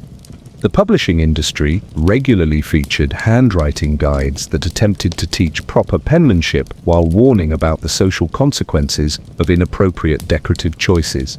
These guides included detailed analysis of what different handwriting styles revealed about their author's character, intelligence, and social suitability. Social correspondence became a minefield, where every letter written could be analyzed, criticized, and shared as evidence of the writer's character and social understanding. People saved letters not just for their content, but as handwriting specimens that could be used for ongoing personality evaluation and social gossip. Professional handwriting analysts emerged as legitimate consultants who evaluated penmanship for employers, marriage brokers, and families seeking character information about potential business partners or romantic matches. These experts claimed scientific ability to predict behavior, reliability, and moral character through handwriting analysis. The banking industry incorporated handwriting evaluation into their assessment processes for loans, business partnerships, and financial relationships. Bank managers viewed penmanship as evidence of personal reliability, attention to detail, and the kind of character traits that predicted successful financial management and debt repayment. Educational advancement depended partly on handwriting quality because teachers and administrators used penmanship as evidence of student character, intellectual development, and suitability for advanced education or professional training. Students with inappropriate handwriting faced reduced opportunities regardless of their academic abilities. Marriage negotiations included handwriting evaluation as part of character assessment processes designed to ensure suitable matches between families. Potential spouses' correspondence was analyzed for evidence of personality traits, moral character, and social understanding that might affect marital compatibility and family reputation. International diplomatic correspondence required careful attention to handwriting because foreign officials interpreted British penmanship as evidence of national character, cultural sophistication, and political reliability. Diplomatic handwriting mistakes could damage important international relationships and undermine British interests abroad. The insurance industry reflected social attitudes toward handwriting by including penmanship evaluation in their assessment processes for life insurance, business coverage, and other policies requiring character evaluation. Insurance companies viewed handwriting as legitimate evidence of personality traits affecting risk assessment. Military service included handwriting standards because officers needed penmanship appropriate for command responsibilities, official correspondence, and the kind of administrative duties that required projection of authority and competence through written communication. Professional associations developed handwriting standards for different occupations that balanced practical legibility requirements against social expectations for appropriate decorative restraint. Members who failed to maintain proper penmanship faced informal sanctions and reduced professional opportunities. The art education establishment struggled with handwriting questions because artistic training often encouraged decorative flourishing that conflicted with social expectations for restrained penmanship, appropriate to different professional and social contexts, requiring conservative written communication. Medical prescription writing required special handwriting considerations because doctors needed penmanship that projected professional authority while maintaining legibility for pharmacists and patients. Medical handwriting that appeared too decorative could undermine professional credibility and patient confidence. But while you're practicing the precise mathematics of socially acceptable pen flourishes, you're about to discover that Victorian society policed women's dining behavior with equal intensity. Apparently, expressing food preferences too specifically could mark ladies as impossibly difficult and socially inappropriate. Part 12. Ordering food too specifically in public. You've perfected your gentleman's handwriting, but now you're dining out and the server asks how you'd like your meal prepared. Your natural response is to mention your preferences. Perhaps you'd like the meat cooked a certain way or prefer certain vegetables. Dreadful miscalculation. You've just revealed yourself as either impossibly spoiled, suspiciously demanding, or so lacking in proper social grace that you've embarrassed everyone within earshot. Victorian dining etiquette transformed simple food ordering into a complex performance of social acceptability, where expressing preferences too specifically marked you as either newly wealthy, poorly bred, or possessed of inappropriate ideas about your place in the social hierarchy. For women, the situation was particularly treacherous because ladies were expected to appear delicate and refined while simultaneously demonstrating that they weren't overly concerned with worldly pleasures like food. Expressing specific dining preferences suggested either inappropriate attention to sensual gratification or demanding personality traits that would make them difficult wives. The ideal approach required accepting whatever was offered with gracious appreciation while subtly indicating your social understanding through appropriate restraint. Too much enthusiasm about food suggested gluttony or lower-class origins. Too many specifications suggested either aristocratic pretensions or American-style democratic expectations that everyone should cater to individual preferences. Restaurant culture was designed around the assumption that proper customers would accept the establishment's offerings without excessive customization, requests that might inconvenience the kitchen staff, or suggest that the restaurant's standard preparations were somehow inadequate for refined palates. Professional dining situations required especially careful navigation because business meals, client entertainment, and workplace social events all included food ordering as character evaluation opportunities. Men who appeared too particular about their dining preferences risked being viewed as high-maintenance personalities, unsuitable for demanding business relationships. Class considerations were paramount because different social levels had completely different expectations about food customization rights. Working-class people were expected to accept whatever food was available without complaint. Middle-class diners could express limited preferences within narrow boundaries.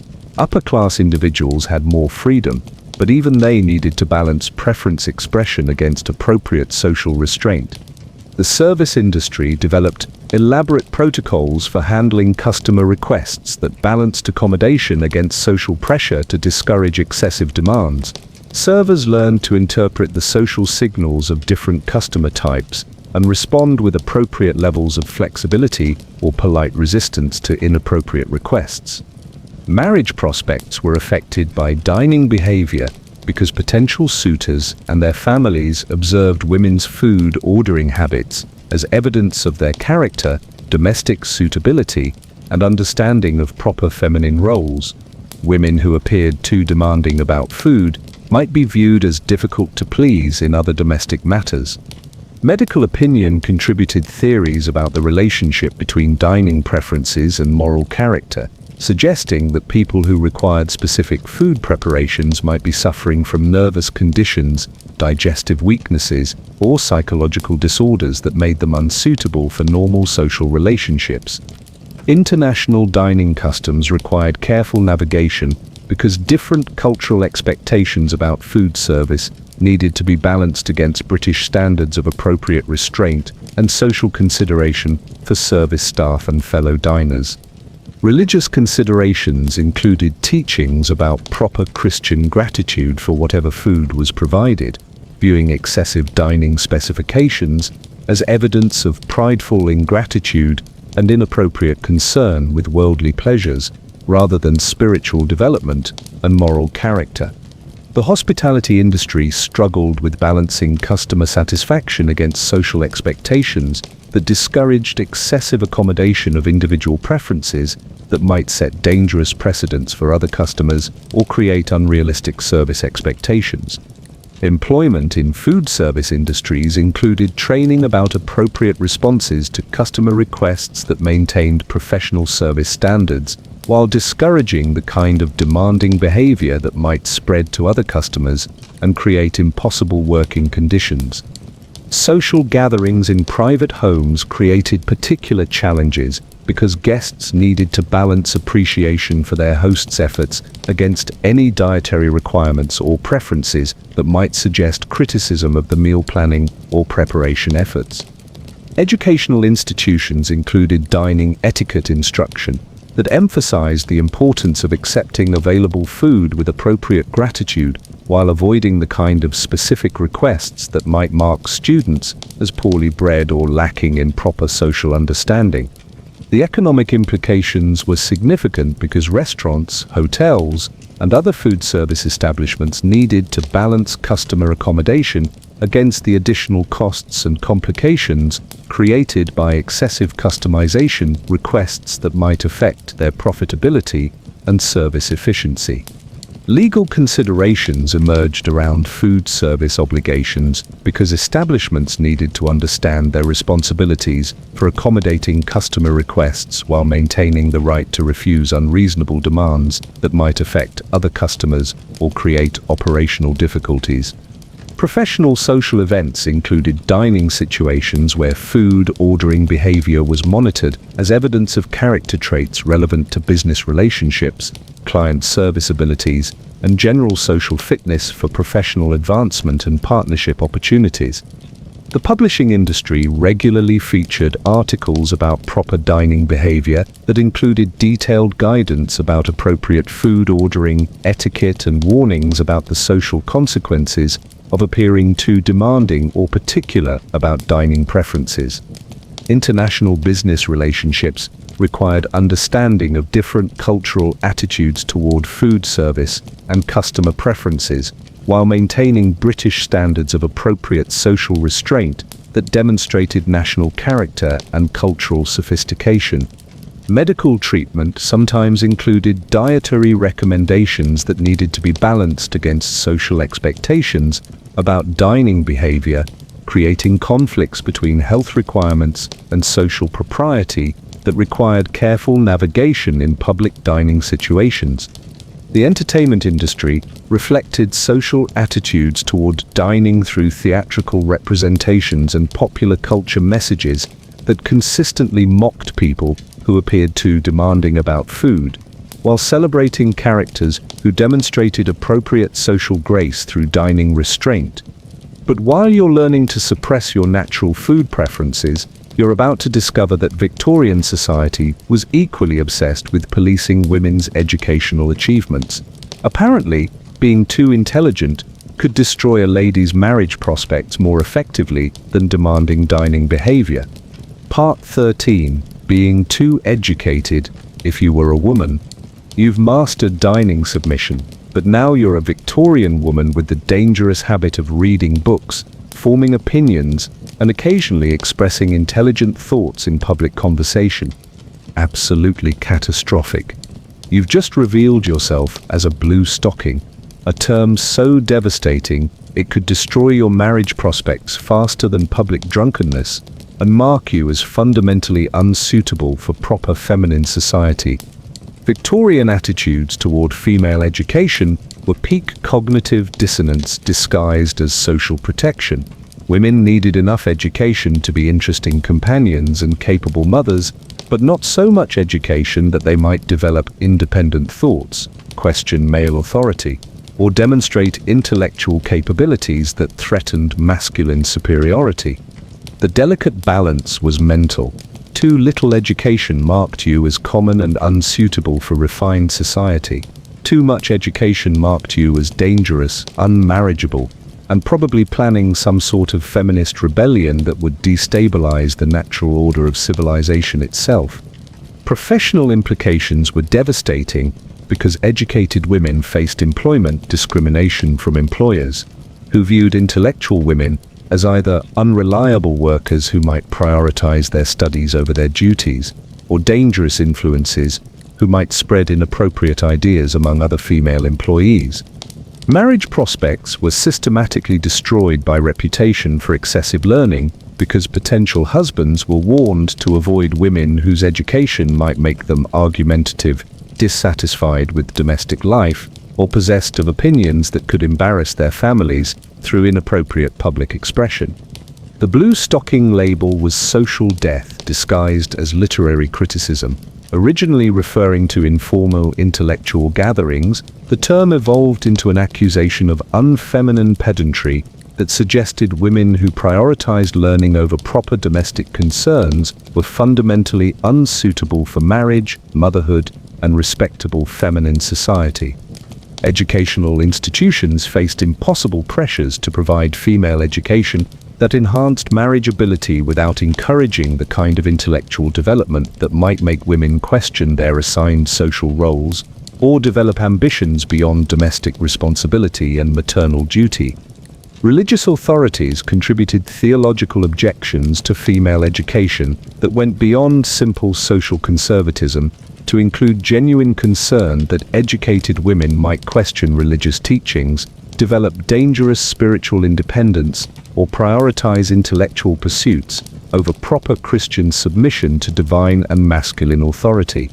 The publishing industry reflected social anxieties through literature that consistently portrayed educated women as either tragic figures who sacrificed happiness for knowledge, comic characters whose learning made them ridiculous, or cautionary examples of what happened when women exceeded their proper intellectual boundaries.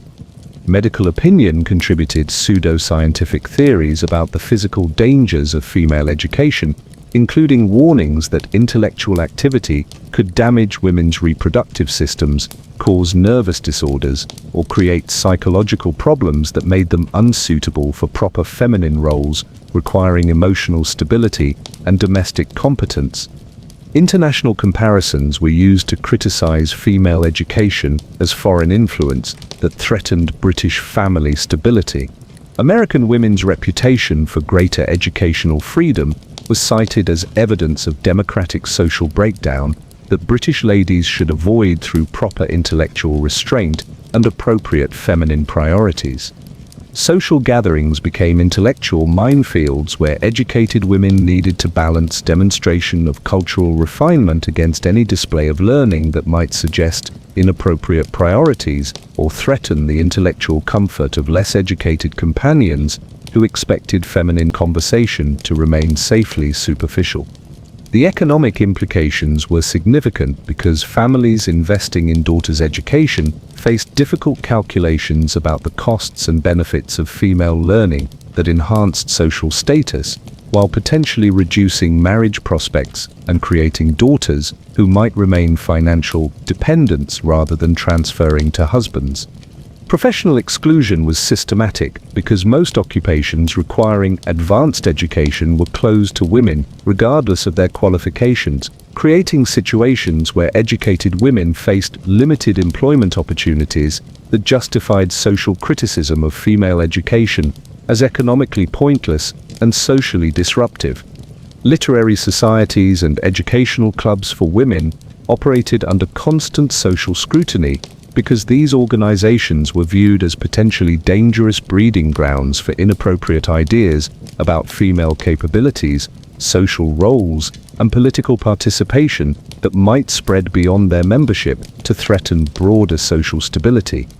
The scientific establishment contributed research that often sought to prove biological differences between male and female intellectual capacity, providing pseudo-scientific justification for educational limitations that were presented as natural protections rather than social restrictions designed to maintain existing power structures.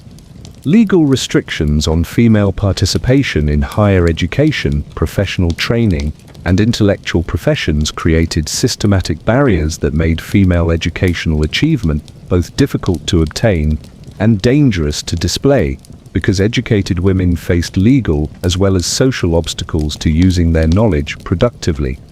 Family dynamics were complicated by educated daughters, whose learning might exceed their father's or brother's education, creating household tensions that challenged traditional authority structures and required careful management to maintain proper domestic hierarchy while acknowledging female intellectual achievement.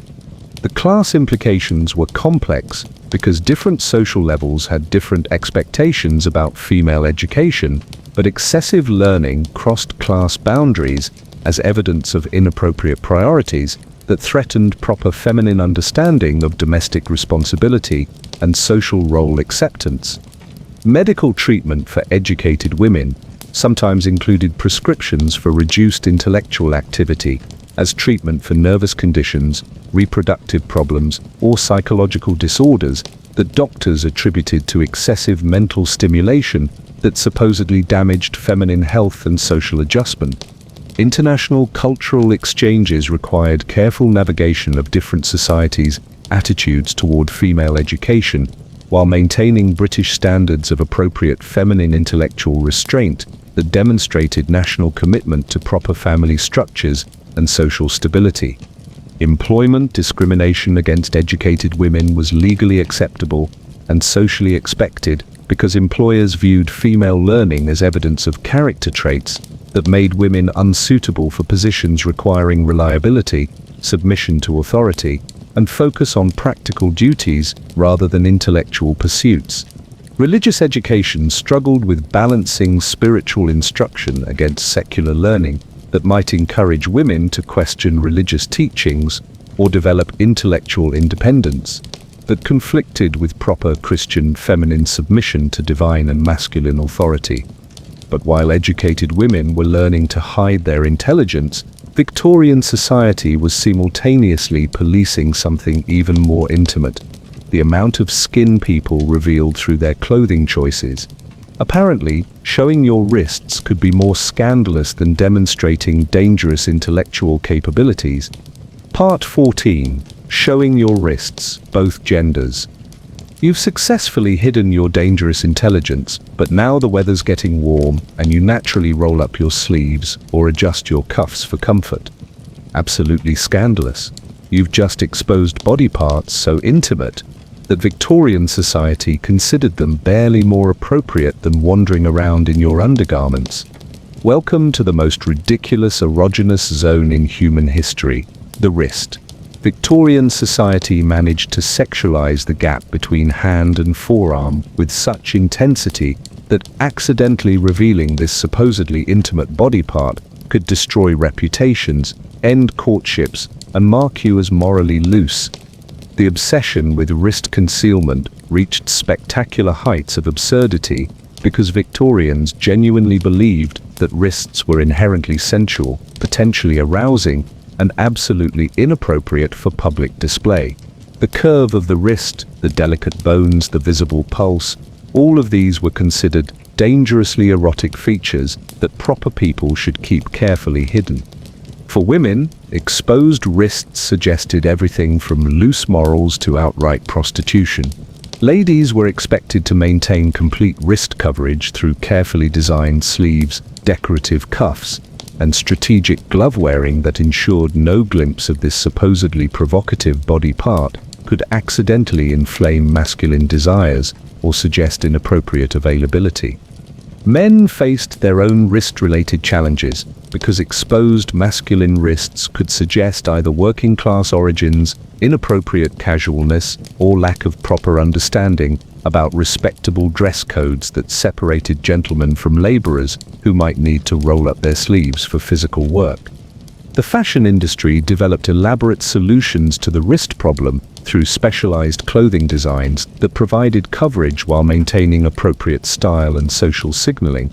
Sleeve construction became an art form dedicated to ensuring complete wrist concealment under all possible circumstances. Professional implications were severe because workplace dress codes included specific wrist coverage requirements that affected employment opportunities, advancement prospects, and client relationships. Workers who accidentally exposed their wrists faced immediate criticism and potential employment consequences for inappropriate workplace presentation.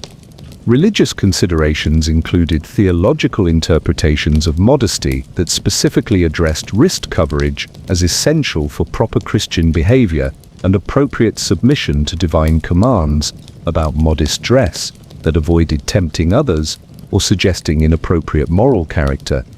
The medical establishment contributed theories about the relationship between wrist exposure and health problems, moral character, and social behavior. Doctors warned that exposed wrists could lead to various physical ailments, while also indicating psychological problems that made their owners unsuitable for respectable society. International business relationships required careful attention to wrist coverage because foreign colleagues might interpret exposed wrists as evidence of British moral decline, inappropriate casualness, or lack of respect for proper business etiquette and professional dress standards. Marriage negotiations included evaluation of potential spouses' wrist coverage habits as evidence of their moral character, understanding of proper social behavior, and suitability for respectable family life that required appropriate modesty and social understanding.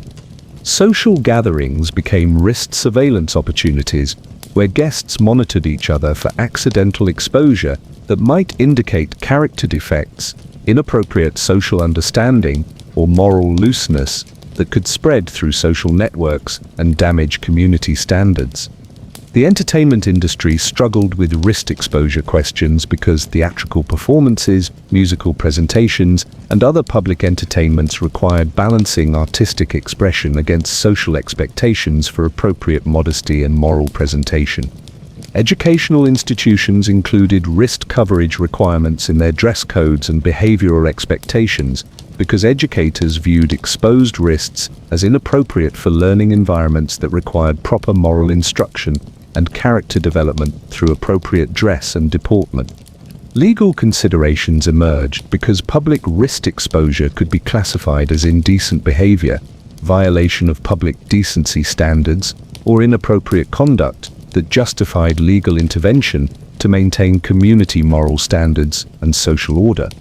The insurance industry reflected social attitudes toward wrist exposure by including dress and behavior evaluations in their assessment processes for various types of coverage that required character evaluation and moral fitness determination. Employment discrimination based on wrist exposure was routine because employers viewed inappropriate dress as evidence of character defects that made workers unsuitable for positions requiring interaction with respectable clientele or representation of business reputation and professional standards.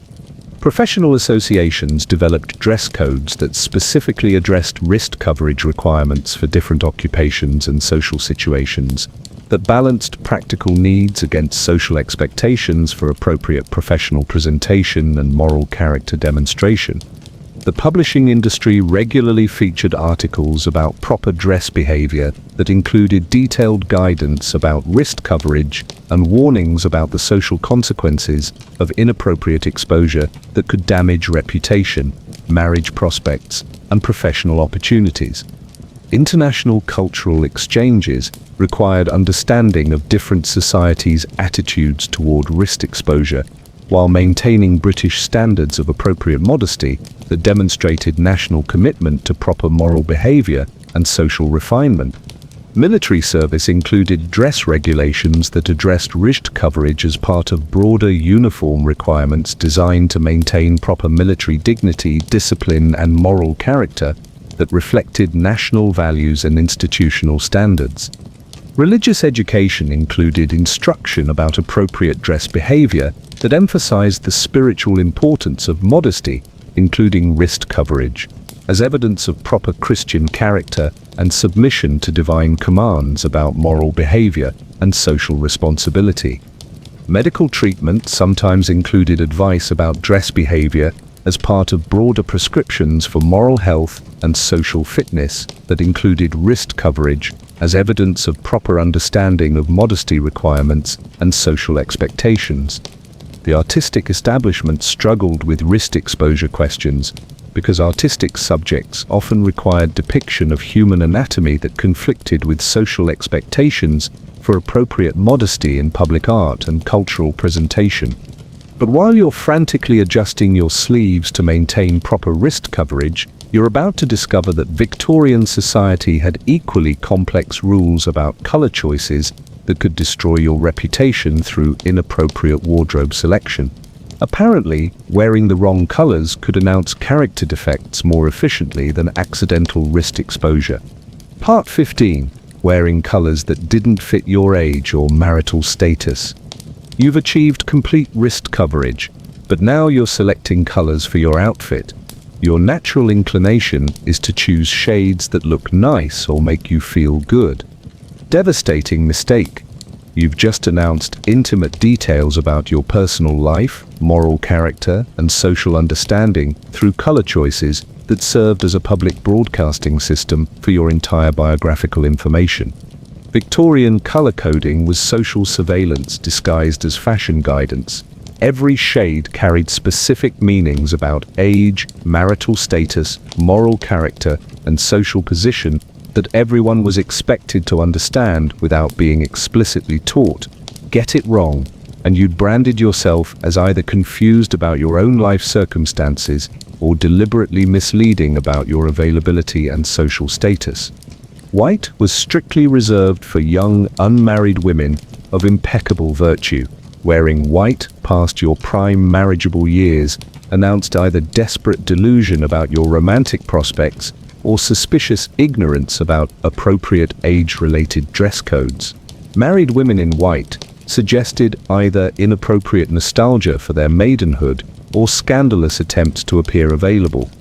Black carried complex meanings that changed based on context, timing, and social position.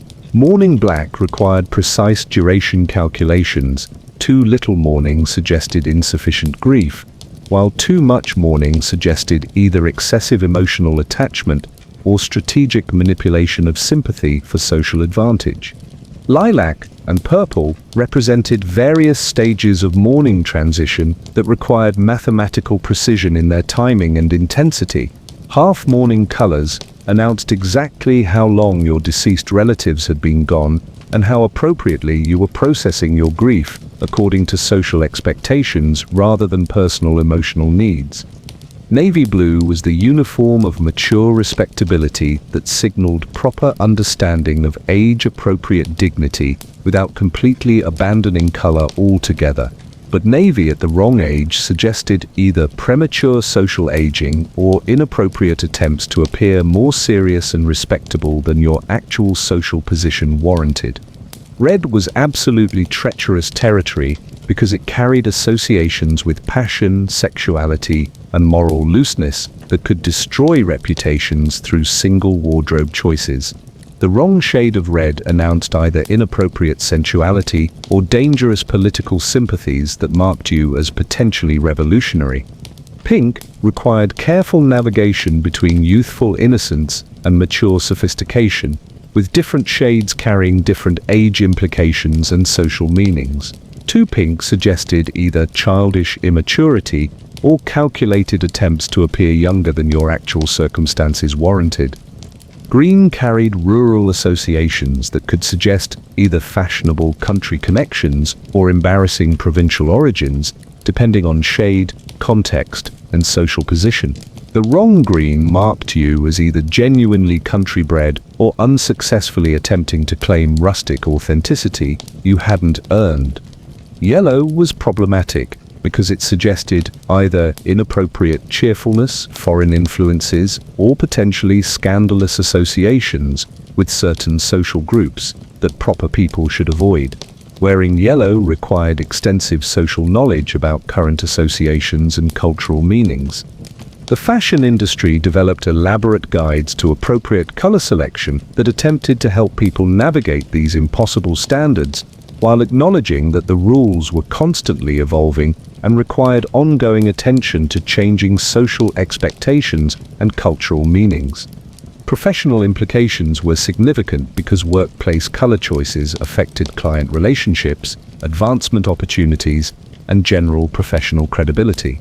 Workers who wore inappropriate colors faced reduced opportunities and colleague skepticism about their social understanding and professional judgment. Marriage negotiations included color evaluation as part of character assessment processes designed to ensure suitable matches between families who understood proper social signaling and appropriate age-related dress behavior that reflected family values and social position. International business relationships required understanding of different cultural color meanings, while maintaining British standards of appropriate color usage that demonstrated national commitment to proper social behavior and cultural sophistication. Religious considerations included theological interpretations of color, symbolism that connected dress choices to spiritual character, moral development, and appropriate Christian behavior that reflected proper understanding of divine teachings about modesty and social responsibility. Social gatherings became color surveillance opportunities, where guests evaluated each other's wardrobe choices for evidence of character traits, social understanding, and appropriate life stage recognition that affected ongoing social relationships and community standing. The economic implications were enormous because maintaining appropriate color wardrobes required constant updates, seasonal changes, and ongoing investment in clothing that served social signaling purposes rather than practical utility or personal preference. Medical opinion contributed theories about the psychological effects of different colors on both wearers and observers, suggesting that inappropriate color choices could indicate mental health problems or create social tensions that affected community well-being and moral stability. Educational institutions included color guidance in their instruction about proper social behavior and character development, because educators viewed inappropriate dress as evidence of broader social misunderstanding that required correction through moral instruction and behavioral training. Legal considerations emerged because dress codes, sumptuary laws, and public behavior regulations sometimes included color restrictions designed to maintain social order and appropriate class distinctions that prevented confusion about people's actual social position and availability. The entertainment industry reflected social attitudes toward color through costume choices, theatrical presentations, and popular culture messages that reinforced appropriate color usage while mocking people who violated established standards through inappropriate wardrobe selection. Employment discrimination based on color choices was routine because employers viewed inappropriate dress as evidence of character defects that made workers unsuitable for positions requiring social understanding, client interaction, and professional representation of business reputation. Professional associations developed dress codes that included specific color guidelines for different occasions and social situations that balanced practical needs against social expectations for appropriate professional presentation and moral character demonstration. Publishing industry regularly featured articles about proper color selection that attempted to provide guidance for navigating complex social expectations while warning about the reputation consequences of inappropriate color choices that could damage marriage prospects and professional opportunities. International cultural exchanges required careful navigation of different societies' color meanings while maintaining British standards of appropriate dress behavior that demonstrated national commitment to proper social values and cultural refinement. Military service included uniform regulations that addressed color usage as part of broader dress requirements, designed to maintain proper military dignity, institutional identity, and moral character that reflected national values and service traditions. But while you're desperately trying to decode the social significance of every shade in your wardrobe, you're about to discover that Victorian society was equally obsessed with policing personal hygiene habits. Apparently, the frequency of your bathing could mark you as either dangerously vain or suspiciously dirty, with no acceptable middle ground for normal human cleanliness. Part 16: Taking too many baths, but also not enough. You've cracked the color code, but now you're facing a basic human need: getting clean. Your modern instinct is to bathe regularly for hygiene and comfort. Absolutely wrong calculation. You've stumbled into the most impossible hygiene mathematics in human history, where being too clean marked you as vain and sensual, while being too dirty marked you as common and immoral, with no acceptable middle ground for normal human cleanliness. Victorian bathing anxiety was peak social neurosis, disguised as health guidance. Society managed to make basic hygiene into a character evaluation system, where every bath was scrutinized for evidence of moral virtue, social understanding, and appropriate relationship with your own physical body. Too many baths suggested vanity, sensuality, and inappropriate attention to physical pleasure that proper people should endure rather than enjoy. Frequent bathing was viewed as either foreign affectation, aristocratic pretension, or suspicious concern with bodily comfort that indicated moral weakness and potential sexual deviance. Not enough baths, obviously, marked you as common, lazy, or lacking in basic social understanding about cleanliness requirements for respectable society membership. But the line between appropriate and excessive cleanliness was invisible, constantly shifting, and determined by social observers who never explained the rules.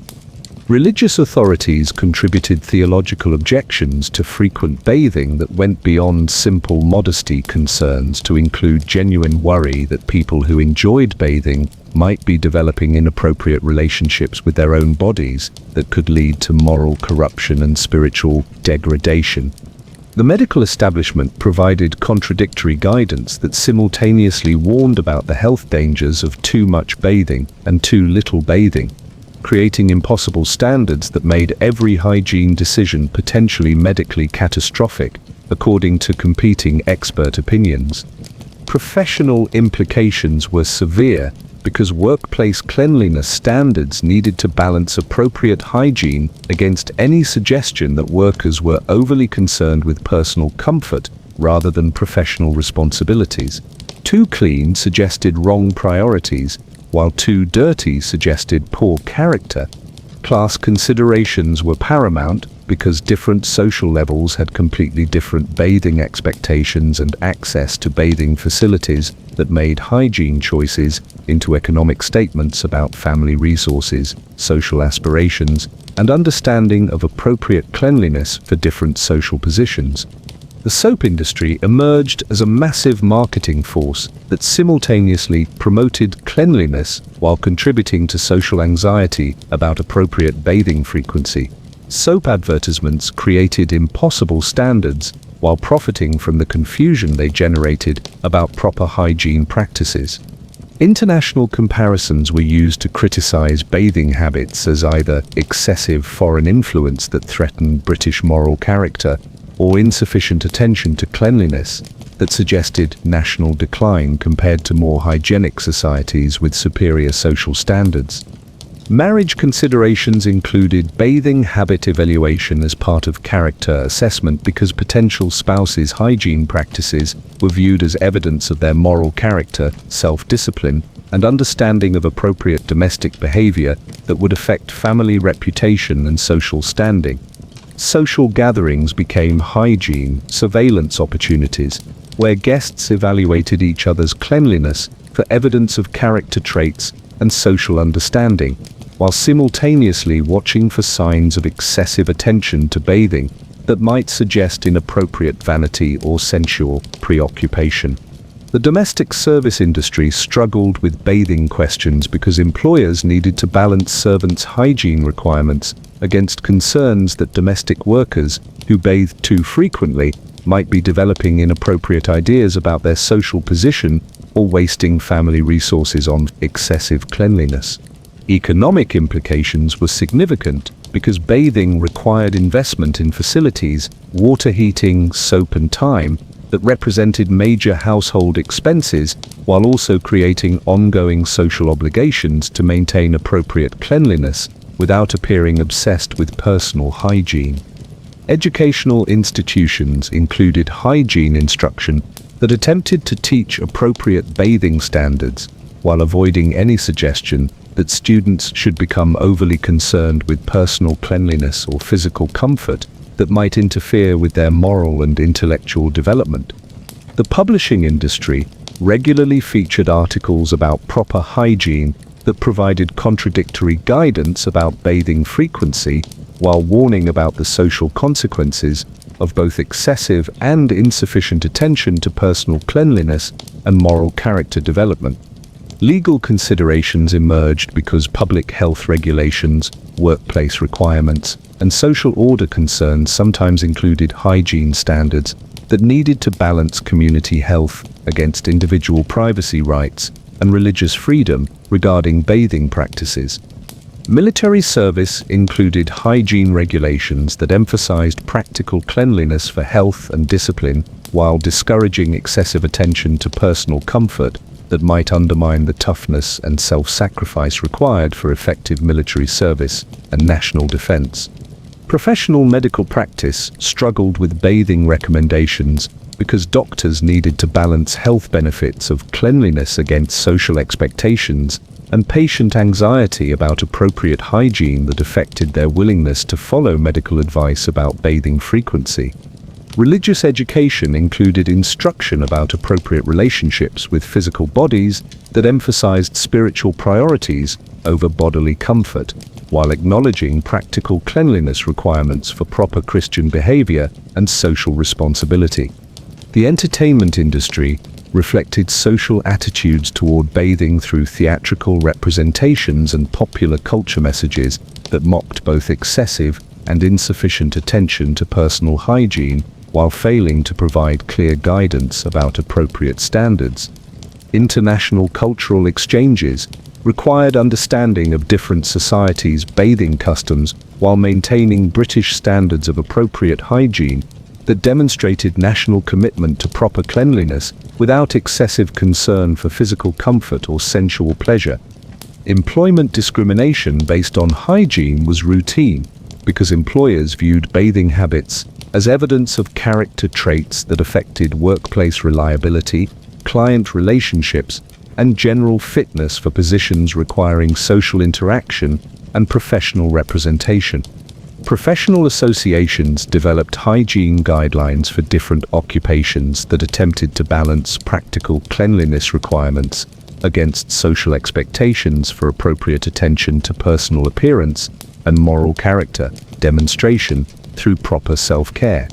The insurance industry reflected social attitudes toward hygiene by including cleanliness evaluation in their assessment processes for various types of coverage that required character evaluation and moral fitness determination based on personal habits and social understanding. But while you're calculating the precise mathematics of socially acceptable bathing frequency, you're about to discover that Victorian society policed written communication with equal intensity. Apparently, the frequency of your letter writing could mark you as either dangerously idle or emotionally needy, regardless of practical communication needs. Part 17. Writing too many letters. You've achieved perfect bathing equilibrium, but now you need to maintain correspondence with friends, family, and business associates. Your natural response is to write letters when you have something to communicate. Catastrophic social miscalculation. You've just revealed yourself as either a dangerous gossip, an emotionally needy attention seeker, or someone with so little worthwhile occupation that you have time to waste on excessive written communication. Victorian letter-writing culture was social surveillance, disguised as polite correspondence. Every letter you sent was analyzed not just for its content, but for what your communication frequency revealed about your character, priorities, and fitness for respectable society membership. For men, frequent letter writing suggested either idle lifestyle that indicated economic failure, inappropriate emotional expression that marked them as effeminate, or suspicious social networking that might involve business fraud, political conspiracy, or other dangerous activities requiring covert communication. Women faced different but equally treacherous letter-writing expectations because feminine correspondence was simultaneously encouraged as appropriate domestic skill and criticized as potential evidence of gossip, emotional instability, or inappropriate social networking that could spread scandal through respectable communities. Professional implications were severe because business correspondents needed to balance communication effectiveness against any suggestion that frequent letter writing indicated time wasting, poor prioritization, or excessive attention to social relationships rather than productive work, requiring masculine focus and practical achievement. The Postal Service itself became an instrument of social surveillance because letter frequency, destinations, and timing were monitored by postal workers, neighbors, and family members who viewed correspondence patterns as legitimate sources of character, information, and social intelligence. International correspondence carried additional risks because frequent communication with foreign contacts suggested either suspicious political sympathies, inappropriate business relationships, or cosmopolitan interests that marked their authors as potentially unreliable members of British society with divided loyalties. Religious considerations included theological interpretations of correspondence that emphasized the spiritual dangers of excessive social communication, gossip, and attention to worldly relationships, rather than proper focus on divine matters and moral character development through self-reflection, rather than external validation. The publishing industry contributed to correspondence anxiety through etiquette guides that provided contradictory advice about appropriate letter frequency, while warning about the social consequences of both excessive and insufficient written communication with various social contacts. Marriage negotiations included evaluation of potential spouses' correspondence habits as evidence of their character, emotional stability, and understanding of appropriate social boundaries that would affect family reputation and marital harmony through proper communication discipline. Social networks operated through letter surveillance systems, where correspondence frequency and content were monitored, analyzed, and shared as evidence of character traits, social understanding, and potential threats to community stability through inappropriate information sharing or relationship management. Economic implications were significant because letter writing required investment in materials, postage, and time that represented ongoing household expenses, while also creating social obligations for reciprocal correspondence that could become financially and socially burdensome. Educational institutions included correspondence instruction that attempted to teach appropriate letter writing standards, while warning about the dangers of excessive communication that might interfere with academic focus, moral development, and proper understanding of social priorities. The legal profession struggled with correspondence-related questions because written communication created permanent records that could be used as evidence in various legal proceedings, making frequent letter writing potentially dangerous for people who might accidentally document inappropriate opinions or relationships. Employment considerations included evaluation of workers' correspondence habits, because employers viewed letter writing as evidence of time management skills, social understanding, and general reliability for positions requiring appropriate priority management and professional focus rather than social distraction. Military service included correspondence regulations that limited letter frequency and content to prevent security breaches, maintain discipline, and ensure that soldiers remained focused on military duties rather than emotional relationships that might undermine their effectiveness and loyalty. Professional associations developed correspondence guidelines for different occupations that balanced communication needs against social expectations for appropriate letter frequency and content that demonstrated professional character and moral fitness for various positions requiring public trust. The medical establishment contributed theories about the psychological implications of frequent letter writing, suggesting that excessive correspondence might indicate nervous conditions, emotional disorders, or character defects that required medical intervention or behavioral correction through reduced communication activity. International business relationships required careful navigation of correspondence expectations because different cultural communication styles needed to be balanced against British standards of appropriate letter frequency that demonstrated proper priorities and professional understanding. The entertainment industry reflected social attitudes toward correspondence through literary representations that consistently portrayed frequent letter writers as either comic figures whose communication obsessions made them ridiculous or tragic characters whose correspondence habits led to social disaster. Insurance industry considerations included evaluation of correspondence habits as evidence of character traits relevant to risk assessment because frequent letter writing was viewed as potential indicator of lifestyle choices and social relationships that might affect policyholder reliability. Religious education included instruction about appropriate communication behavior that emphasized spiritual priorities over social networking and warned about the moral dangers of excessive attention to worldly relationships through frequent written correspondence. But while you're carefully rationing your letter writing to avoid appearing either antisocial or obsessively communicative, you're about to discover that Victorian society policed male domestic skills with spectacular intensity. Apparently, being caught sewing could destroy masculine reputation more efficiently than excessive correspondence. Part 18: Sewing in Public. If you were a man, you've mastered correspondence mathematics, but now you're a Victorian man with a practical problem. Your sock has a hole, your buttons come loose, or your hem needs mending. Your natural response is to fix it yourself. Absolutely devastating. If anyone sees you, you've just been caught engaging in domestic activity so fundamentally feminine that witnesses will question your entire masculine identity and possibly your fitness for male society. Victorian gender role policing reached peak absurdity with their horror at men who could perform basic clothing maintenance. Sewing was viewed as exclusively feminine skill that real men should neither possess nor need, despite the obvious practical reality that clothes required regular repair and working-class men often couldn't afford professional mending services.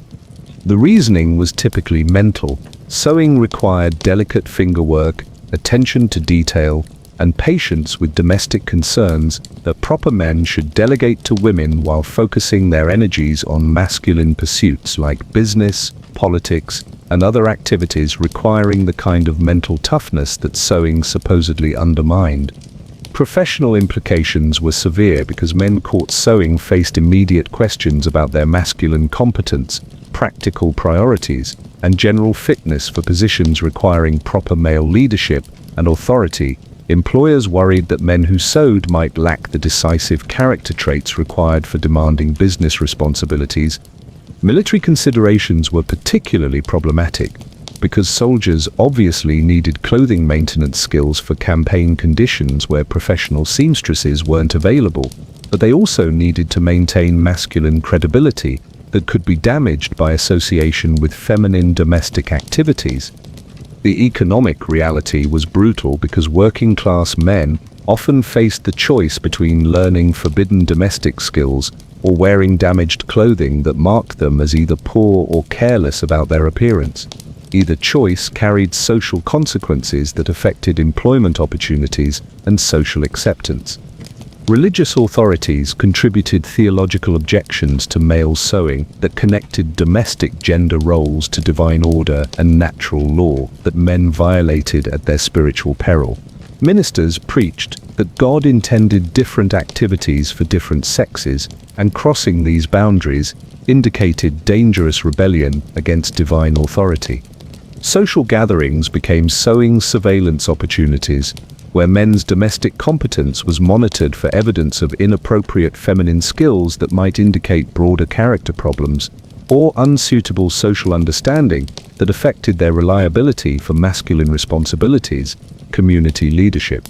The tailoring industry struggled with these expectations because professional male tailors obviously possessed advanced sewing skills, but they needed to maintain masculine credibility through specialized terminology, professional tools, and business settings that distinguished their work from feminine domestic sewing. Educational institutions faced impossible contradictions because practical education required teaching useful skills, while maintaining gender role boundaries that prevented boys from learning domestic capabilities that they would obviously need as independent adults, managing their own clothing and household responsibilities. International comparisons were used to criticize male sewing as foreign influence that threatened British masculine standards. Men from cultures where male domestic participation was more accepted were viewed as evidence of foreign moral weakness that British men should avoid through proper gender role understanding. The publishing industry regularly featured articles mocking men who engaged in domestic activities while simultaneously acknowledging the practical necessity of basic household skills for independent living. These contradictory messages created impossible standards that left men confused about appropriate skill development. Marriage negotiations included evaluation of potential husbands' domestic skills as evidence of character traits that needed to be balanced against masculine credibility requirements. Women wanted competent partners, but also needed husbands who maintained appropriate masculine authority through proper skill specialization. Employment discrimination against men with domestic skills was routine because employers viewed such abilities as evidence of character traits that might affect workplace performance, leadership potential, and general fitness for positions requiring masculine authority and appropriate priority management. Professional associations struggled with domestic skill questions because many occupations required practical abilities that overlapped with feminine domestic work, creating conflicts between professional competence requirements and social expectations for appropriate masculine skill boundaries and gender role understanding. The medical establishment contributed theories about the psychological implications of male domestic participation, suggesting that men who engaged in feminine activities might develop character problems, emotional disorders, or inappropriate personality traits that made them unsuitable for proper masculine responsibilities.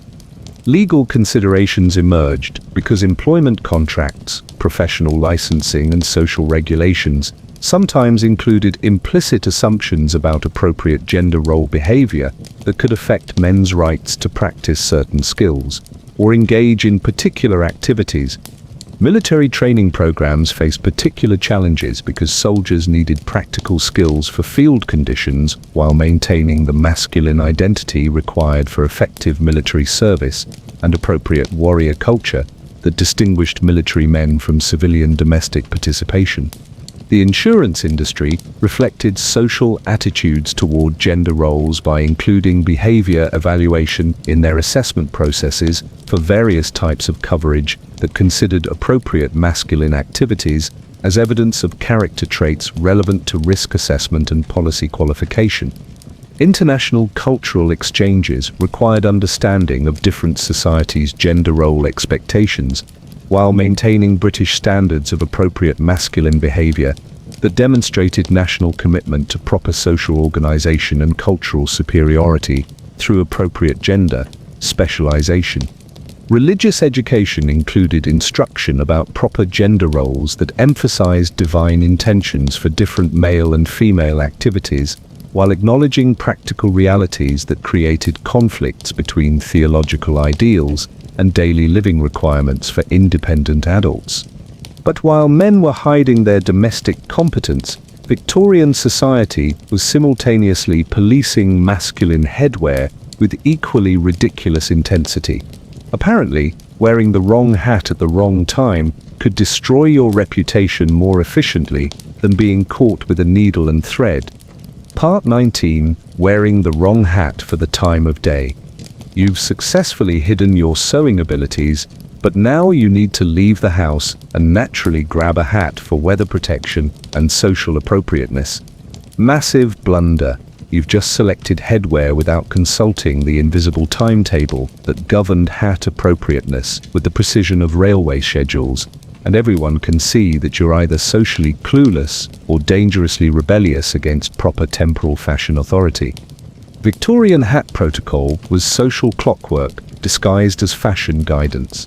Every hat carried specific time-of-day implications that announced your understanding of appropriate social scheduling, proper activity planning, and general fitness for respectable society that operated according to invisible but absolute temporal dress codes. Morning hats were designed for early business activities, informal social calls, and general daytime respectability that demonstrated your understanding of productive daily scheduling. Wearing evening headwear during morning hours announced either confused social understanding or inappropriate lifestyle choices that suggested moral problems. Walking hats served specific recreational and social purposes that required precise timing coordination with other fashion elements and social activities. The wrong walking hat suggested either poor planning, inappropriate activity choices, or dangerous misunderstanding of proper leisure behavior and social scheduling requirements. Evening hats marked formal social participation that required careful coordination with dinner timing, entertainment schedules, and the complex social choreography that governed respectable nighttime activities. Daytime hats worn to evening events marked you as hopelessly confused about appropriate social behavior. Opera hats represented the pinnacle of formal evening dress that required not just appropriate timing, but also proper venue understanding, cultural sophistication, and the kind of social knowledge that separated educated gentlemen from confused social climbers attempting inappropriate cultural participation. Professional implications were severe because workplace hat choices affected client relationships, colleague respect, and general business credibility that depended on demonstration of appropriate social understanding through proper temporal dress, coordination, and professional appearance management. The hat manufacturing industry developed elaborate production schedules and marketing strategies designed around these temporal requirements, creating specialized headwear for every possible time-based social situation, while profiting from the collective anxiety about appropriate hat selection. Social surveillance through hat observation became a community activity where neighbors, colleagues, and acquaintances monitored each other's headwear choices for evidence of character traits, social understanding, and general fitness for respectable society membership through appropriate temporal fashion compliance. International business relationships required understanding of different cultural hat expectations while maintaining British standards of appropriate temporal headwear that demonstrated national commitment to proper social organization and cultural sophistication through superior fashion discipline. Marriage negotiations included hat behavior evaluation because potential spouses' understanding of appropriate temporal dress indicated their general social competence, family background, and fitness for marriages requiring proper social representation and community respect through appropriate appearance management. The economic implications were staggering because maintaining appropriate hat collections for different times of day required major financial investment in headwear that served purely social signaling purposes rather than practical weather protection or personal comfort preferences. Religious considerations included theological interpretations of appropriate dress timing that connected temporal fashion compliance to spiritual discipline, moral character, and proper Christian behavior that respected divine order through appropriate social organization and cultural submission. Military service included hat regulations that balanced practical military requirements against social expectations for appropriate temporal dress that maintained proper military dignity while demonstrating institutional commitment to social standards and cultural authority. Educational institutions included hat instruction as part of broader social training, designed to produce graduates who understood appropriate temporal dress requirements for different professional and social situations, requiring proper appearance management and cultural competence. The legal profession struggled with hat-related questions because courtroom appearance requirements needed to balance practical professional needs against social expectations for appropriate temporal dress that demonstrated legal profession's commitment to proper social behavior and institutional respect. Employment discrimination based on hat timing was routine because employers viewed inappropriate temporal headwear as evidence of character defects that made workers unsuitable for positions requiring social understanding, client interaction, and professional representation of business reputation. Professional associations developed hat guidelines for different occupations that attempted to balance practical needs against social expectations for appropriate temporal dress that demonstrated professional character and moral fitness for various positions requiring public trust and social credibility.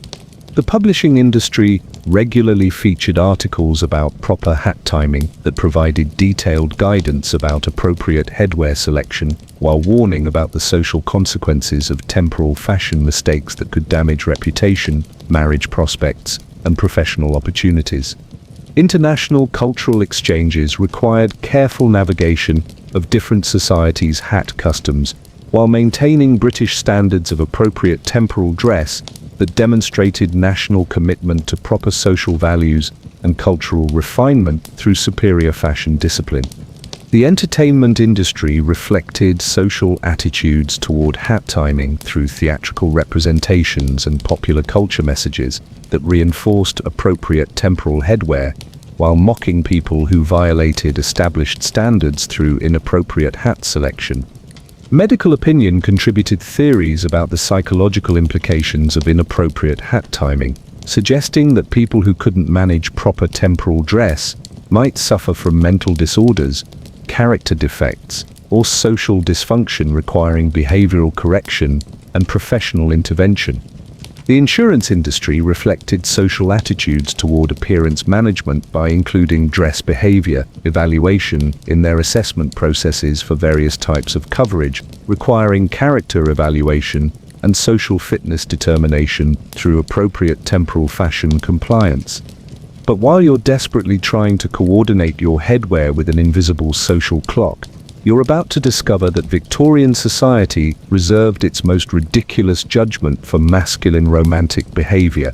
Apparently, appearing too eager to marry could destroy your romantic prospects more efficiently than wearing the wrong hat to the wrong social event.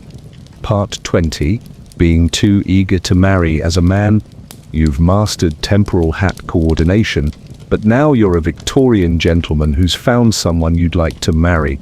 Your natural instinct is to express genuine interest and pursue the relationship actively. Catastrophic romantic miscalculation. You've just revealed yourself as desperately needy, socially incompetent, and possessed of character weaknesses that make you fundamentally unsuitable for marriage, despite your obvious desire for it. Victorian masculine romantic protocol required emotional detachment disguised as confident pursuit. Real men were supposed to be pursued indirectly through demonstrations of status, wealth, and general desirability, rather than expressing direct romantic interest that suggested emotional weakness or social desperation. The ideal Victorian gentleman approached marriage like a business transaction, where his superior qualities naturally attracted suitable feminine interest without appearing to need or want female companionship beyond its practical domestic and social advantages for his already successful and emotionally self-sufficient masculine life. Professional implications were severe because men who appeared romantically desperate faced questions about their economic stability, social competence, and general masculine fitness for positions requiring confident leadership and appropriate priority management, rather than emotional distraction through relationship concerns. Social surveillance systems monitored masculine romantic behavior for evidence of appropriate courtship restraint versus suspicious eagerness that indicated character defects, potentially dangerous to female family members who needed protection from inappropriate masculine attention and emotional manipulation. The marriage market operated according to complex economic principles that required men to demonstrate romantic disinterest, while simultaneously proving their suitability as providers, protectors, and social partners worthy of feminine consideration, despite their apparent emotional self-sufficiency and practical focus. Religious authorities provided theological justification for masculine romantic restraint through teachings about proper Christian marriage that emphasized duty, responsibility, and spiritual partnership rather than emotional attachment or physical attraction that might interfere with appropriate marital hierarchy. International comparisons were used to criticize romantic eagerness as foreign influence that threatened British masculine standards. Men from cultures with more emotionally expressive romantic customs were viewed as evidence of foreign weakness that British gentlemen should avoid through proper emotional discipline. The publishing industry contributed to romantic anxiety through advice guides that provided contradictory guidance about appropriate masculine romantic behavior, while warning about the social consequences of appearing either too eager or insufficiently interested in marriage and family responsibility. Employment considerations included evaluation of men's romantic behavior because employers viewed relationship management as evidence of character traits relevant to workplace performance, professional reliability, and general fitness for positions requiring appropriate emotional stability and priority management. Marriage negotiations between families required careful evaluation of potential husbands' romantic attitudes because excessive eagerness suggested either financial desperation, social inadequacy, or character problems that might affect family reputation and marital stability through inappropriate emotional dependency. Social gatherings became romantic surveillance opportunities where masculine behavior was monitored for signs of appropriate romantic restraint versus suspicious eagerness that might indicate broader character problems or social misunderstanding requiring community intervention and behavioral correction. The economic implications were significant because romantic eagerness could damage men's bargaining position in marriage negotiations by suggesting desperation that families might exploit through reduced dowry offers or increased demands for financial provision and social accommodation.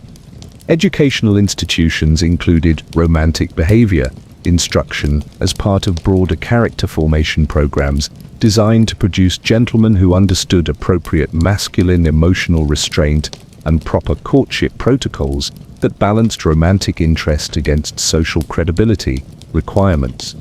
The legal profession struggled with romantic behavior questions because marriage contracts, family law, and social regulations sometimes included assumptions about appropriate masculine romantic conduct that affected legal rights and responsibilities within marriage and family relationships. Military service included considerations of romantic behavior because officers worried that emotionally needy men might lack the psychological independence required for effective military service and appropriate warrior culture that prioritized duty over personal relationships and emotional attachment. Professional associations developed romantic behavior guidelines for different occupations that balanced personal relationship needs against social expectations for appropriate masculine emotional restraint and professional focus that demonstrated character fitness for various positions requiring public trust. The medical establishment contributed theories about the psychological implications of romantic eagerness, suggesting that men who appeared too interested in marriage might suffer from emotional disorders, character defects, or social dysfunction requiring medical intervention and behavioral correction. International business relationships required understanding of different cultural romantic expectations while maintaining British standards of appropriate masculine emotional restraint that demonstrated national character and cultural sophistication through superior romantic discipline and social understanding. The entertainment industry reflected social attitudes toward masculine romantic behavior through literary representations that consistently portrayed romantically eager men as either comic figures whose desperation made them ridiculous, or tragic characters whose emotional needs led to social disaster. Insurance industry considerations included evaluation of romantic behavior as evidence of character traits relevant to risk assessment, because romantic desperation was viewed as potential indicator of financial instability, social problems, or psychological issues affecting policyholder reliability. Religious education included instruction about appropriate Christian romantic behavior that emphasized spiritual partnership over emotional attachment, while acknowledging practical marriage requirements for family formation and social stability through proper courtship protocols and character development. But while men were learning to disguise their romantic interest, women faced equally impossible standards regarding their vocal expressions of joy. Apparently, laughing too loudly could destroy feminine reputation more efficiently than masculine romantic desperation could damage male marriage prospects. Part 21. Laughing too loud in public. You've mastered romantic restraint, but now someone's told a genuinely funny joke, and your natural human response is to laugh heartily at the humor. Absolutely scandalous breach of emotional control. You've just revealed yourself as either hopelessly vulgar, dangerously unrefined, or possessed of such poor self-discipline that you can't maintain appropriate emotional restraint even in public settings requiring proper social behavior. Victorian laughter policing was emotional fascism disguised as refinement guidance. Society managed to turn basic human joy into a character evaluation system, where the volume and duration of your amusement announced your social breeding, moral character, and general fitness for respectable society membership. For women, loud laughter was particularly devastating because it suggested either working-class origins, inappropriate emotional freedom, or sexual availability that proper ladies should never display through uncontrolled vocal expression that drew attention to their mouths, bodies, and general lack of feminine restraint. The ideal response to humor required controlled appreciation that demonstrated your understanding of wit without suggesting excessive emotional reaction or inappropriate public display of personal feelings that might encourage unwanted attention or social criticism through visible loss of proper composure. Professional implications were severe because workplace laughter standards affected client relationships, colleague respect, and general business credibility that depended on maintaining appropriate emotional control and professional dignity rather than personal amusement that might interfere with serious responsibilities. Social surveillance systems monitored laughter behavior for evidence of character traits, social understanding, and moral development that separated refined individuals from common people who lacked proper emotional discipline and public behavior training required for respectable society participation. Religious considerations included theological interpretations of appropriate emotional expression that emphasized spiritual sobriety, moral seriousness, and proper Christian behavior that avoided excessive worldly amusement and maintained appropriate focus on spiritual matters rather than temporary entertainment. International comparisons were used to criticize loud laughter as foreign influence that threatened British emotional standards. People from cultures with more expressive emotional customs were viewed as evidence of foreign moral looseness that proper British society should avoid through superior emotional discipline. The entertainment industry struggled with laughter expectations because theatrical performances, musical presentations, and social events obviously intended to produce amusement, but audiences needed to balance appreciation against social expectations for appropriate emotional restraint and public behavior.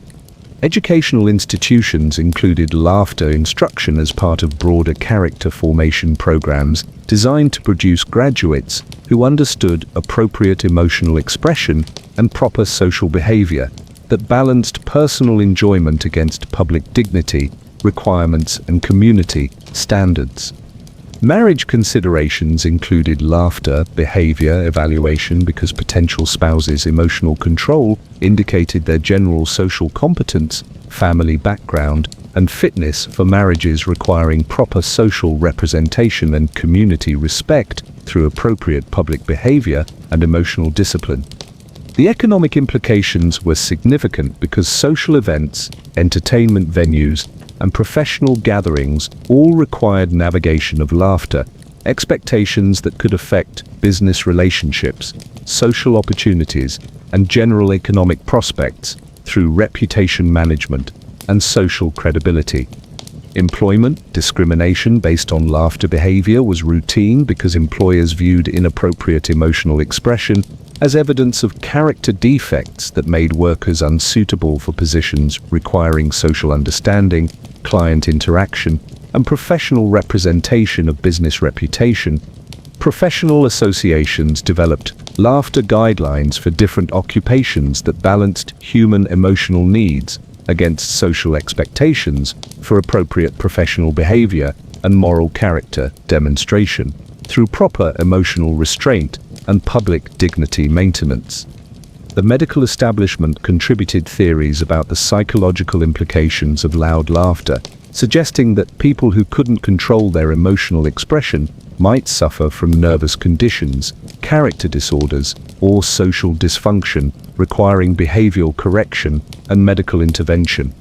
Legal considerations emerged because public behavior regulations, workplace requirements, and social order concerns sometimes included emotional expression standards that needed to balance individual freedom against community expectations for appropriate public conduct and social propriety. Military service included emotional control regulations that emphasized proper military dignity, institutional discipline, and appropriate warrior culture that prioritized duty and seriousness over personal amusement and emotional expression that might undermine military effectiveness.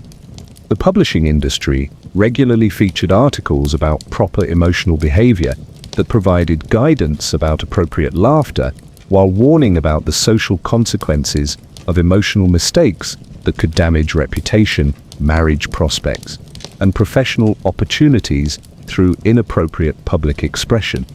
International cultural exchanges required understanding of different societies' emotional expression customs while maintaining British standards of appropriate emotional restraint that demonstrated national character and cultural sophistication through superior emotional discipline and social understanding.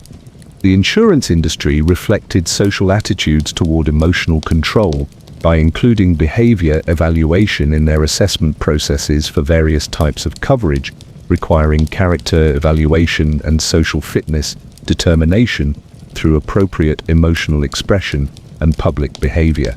Compliance. Religious education included instruction about appropriate Christian emotional behavior that emphasized spiritual priorities over worldly amusement, while acknowledging human emotional needs that required careful balance against proper moral character and social responsibility. But while you're practicing controlled amusement techniques, you're about to face the final impossible standard of Victorian social survival.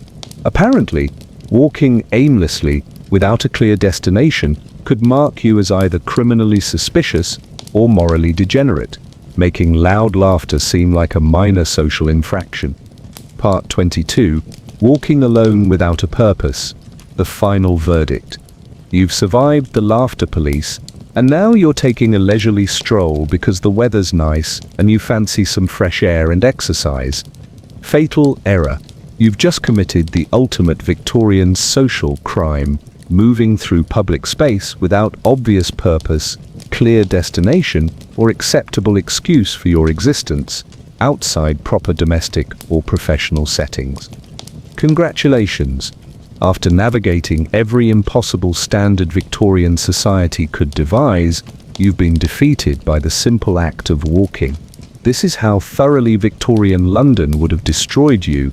Even basic human movement was subject to social surveillance that could brand you as vagrant, criminal, or morally suspect.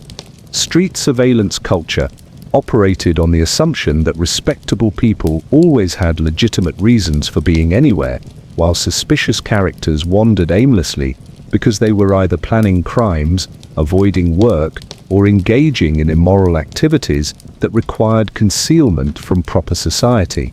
For women, walking alone without obvious purpose was particularly dangerous because it suggested either prostitution, inappropriate independence, or moral looseness that marked them as sexually available and socially unprotected. Ladies needed escorts, destinations, and acceptable explanations for any public appearance. The vagrancy laws provided legal backing for this social paranoia by criminalizing aimless movement that authorities could interpret as evidence of criminal intent, work avoidance, or general threat to public order that justified arrest and punishment through legal systems designed to control population movement. Economic implications were brutal because people without clear purposes for their public presence faced immediate suspicion about their means of support, employment status, and general contribution to society that separated productive citizens from dangerous parasites requiring social control. Professional surveillance included monitoring of workers' movement patterns to ensure they traveled directly between acceptable locations without unnecessary deviations that might suggest time theft, inappropriate social activities, or character problems, affecting their employment reliability and workplace performance. Police patrol systems specifically targeted people whose movement patterns suggested aimless wandering because law enforcement operated on assumptions that connected purposeless walking to criminal behavior, social dysfunction, and moral degradation, requiring official intervention and behavioral correction. The class system incorporated movement surveillance as evidence of social position because different social levels had different rights to public space usage, leisure time, and freedom from explaining their presence in various locations to authorities and social observers. Religious authorities contributed theological interpretations of purposeful movement that connected directed activity to proper Christian behavior, while viewing aimless wandering as evidence of spiritual laziness, moral confusion, and inappropriate relationship with divine purposes, requiring behavioral correction. International comparisons were used to criticize aimless walking as foreign influence that threatened British social order. People from cultures with different movement customs were viewed as evidence of social breakdown that proper British society should prevent through superior movement discipline. The urban planning establishment designed public spaces around assumptions about legitimate movement patterns that discouraged aimless wandering through architectural features, surveillance systems, and social policies that channeled population movement toward acceptable destinations and activities. Social reform movements struggled with walking freedom questions because advocates for various causes needed to balance demands for movement rights against social expectations that required acceptable explanations for public presence and appropriate purposes for population movement through urban spaces. Employment considerations included evaluation of workers' movement patterns as evidence of character traits relevant to job performance. Because employers viewed aimless walking as indicator of time management problems, inappropriate priorities, and general unreliability, affecting workplace productivity. The transportation industry reflected movement surveillance attitudes through service policies that assumed passengers had legitimate destinations while discouraging aimless travel that might encourage inappropriate social mixing or provide opportunities for criminal activity and moral corruption. Medical opinion contributed theories about the psychological implications of aimless walking, suggesting that people who wandered without purpose might suffer from mental disorders, character defects, or social dysfunction requiring medical intervention and behavioral treatment through movement restriction. Legal enforcement systems included movement monitoring as evidence of criminal potential, because courts operated on assumptions that connected aimless walking to criminal behavior, social dysfunction, and moral degradation requiring legal intervention and punishment through justice systems. But here's the truly magnificent irony of your Victorian nightmare. After surviving every ridiculous social rule, impossible etiquette standard, and mental cultural expectation that Victorian society could devise, you've been destroyed by the simple human desire to walk around and enjoy your existence. You've discovered that Victorian London wasn't just difficult to survive, it was designed to make basic human behavior impossible. Every natural instinct, every practical need, every simple pleasure was transformed into a potential social catastrophe that could destroy your reputation, ruin your prospects, and mark you as fundamentally unfit for respectable society. The smile that came naturally to your face was evidence of mental instability. The dog you chose for companionship announced your social inadequacy. Your home's wallpaper revealed character flaws you didn't know you possessed. Your dominant hand marked you as potentially demonic. Your practical needs for weather protection suggested effeminate weakness. Your jewelry choices questioned your sexual orientation. Your relationship with your children threatened your masculine credibility. Your drinking habits determined your social acceptability. Your vocal expressions could destroy your feminine reputation. Your health problems became moral failures. Your handwriting revealed psychological disorders. Your food preferences marked you as socially difficult. Your intelligence threatened your marriageability. Your clothing revealed intimate personal information. Your bathing habits suggested character problems. Your correspondence indicated emotional instability. Your practical skills questioned your gender identity. Your headwear announced temporal incompetence. Your romantic interest suggested desperate inadequacy. Your emotional expression revealed social breeding. And finally, your simple desire to move through the world was evidence of criminal intent.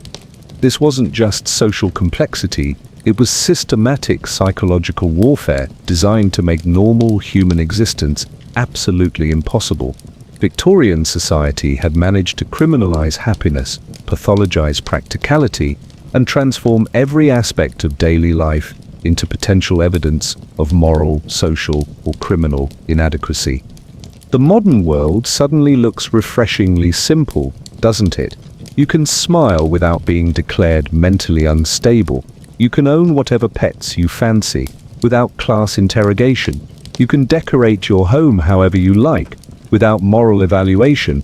You can use whichever hand feels natural without demonic accusations. You can carry an umbrella without questioning your masculinity. You can wear jewelry without sexual speculation. You can show affection to your children without character assassination. You can choose not to drink without social exile. You can whistle without moral condemnation.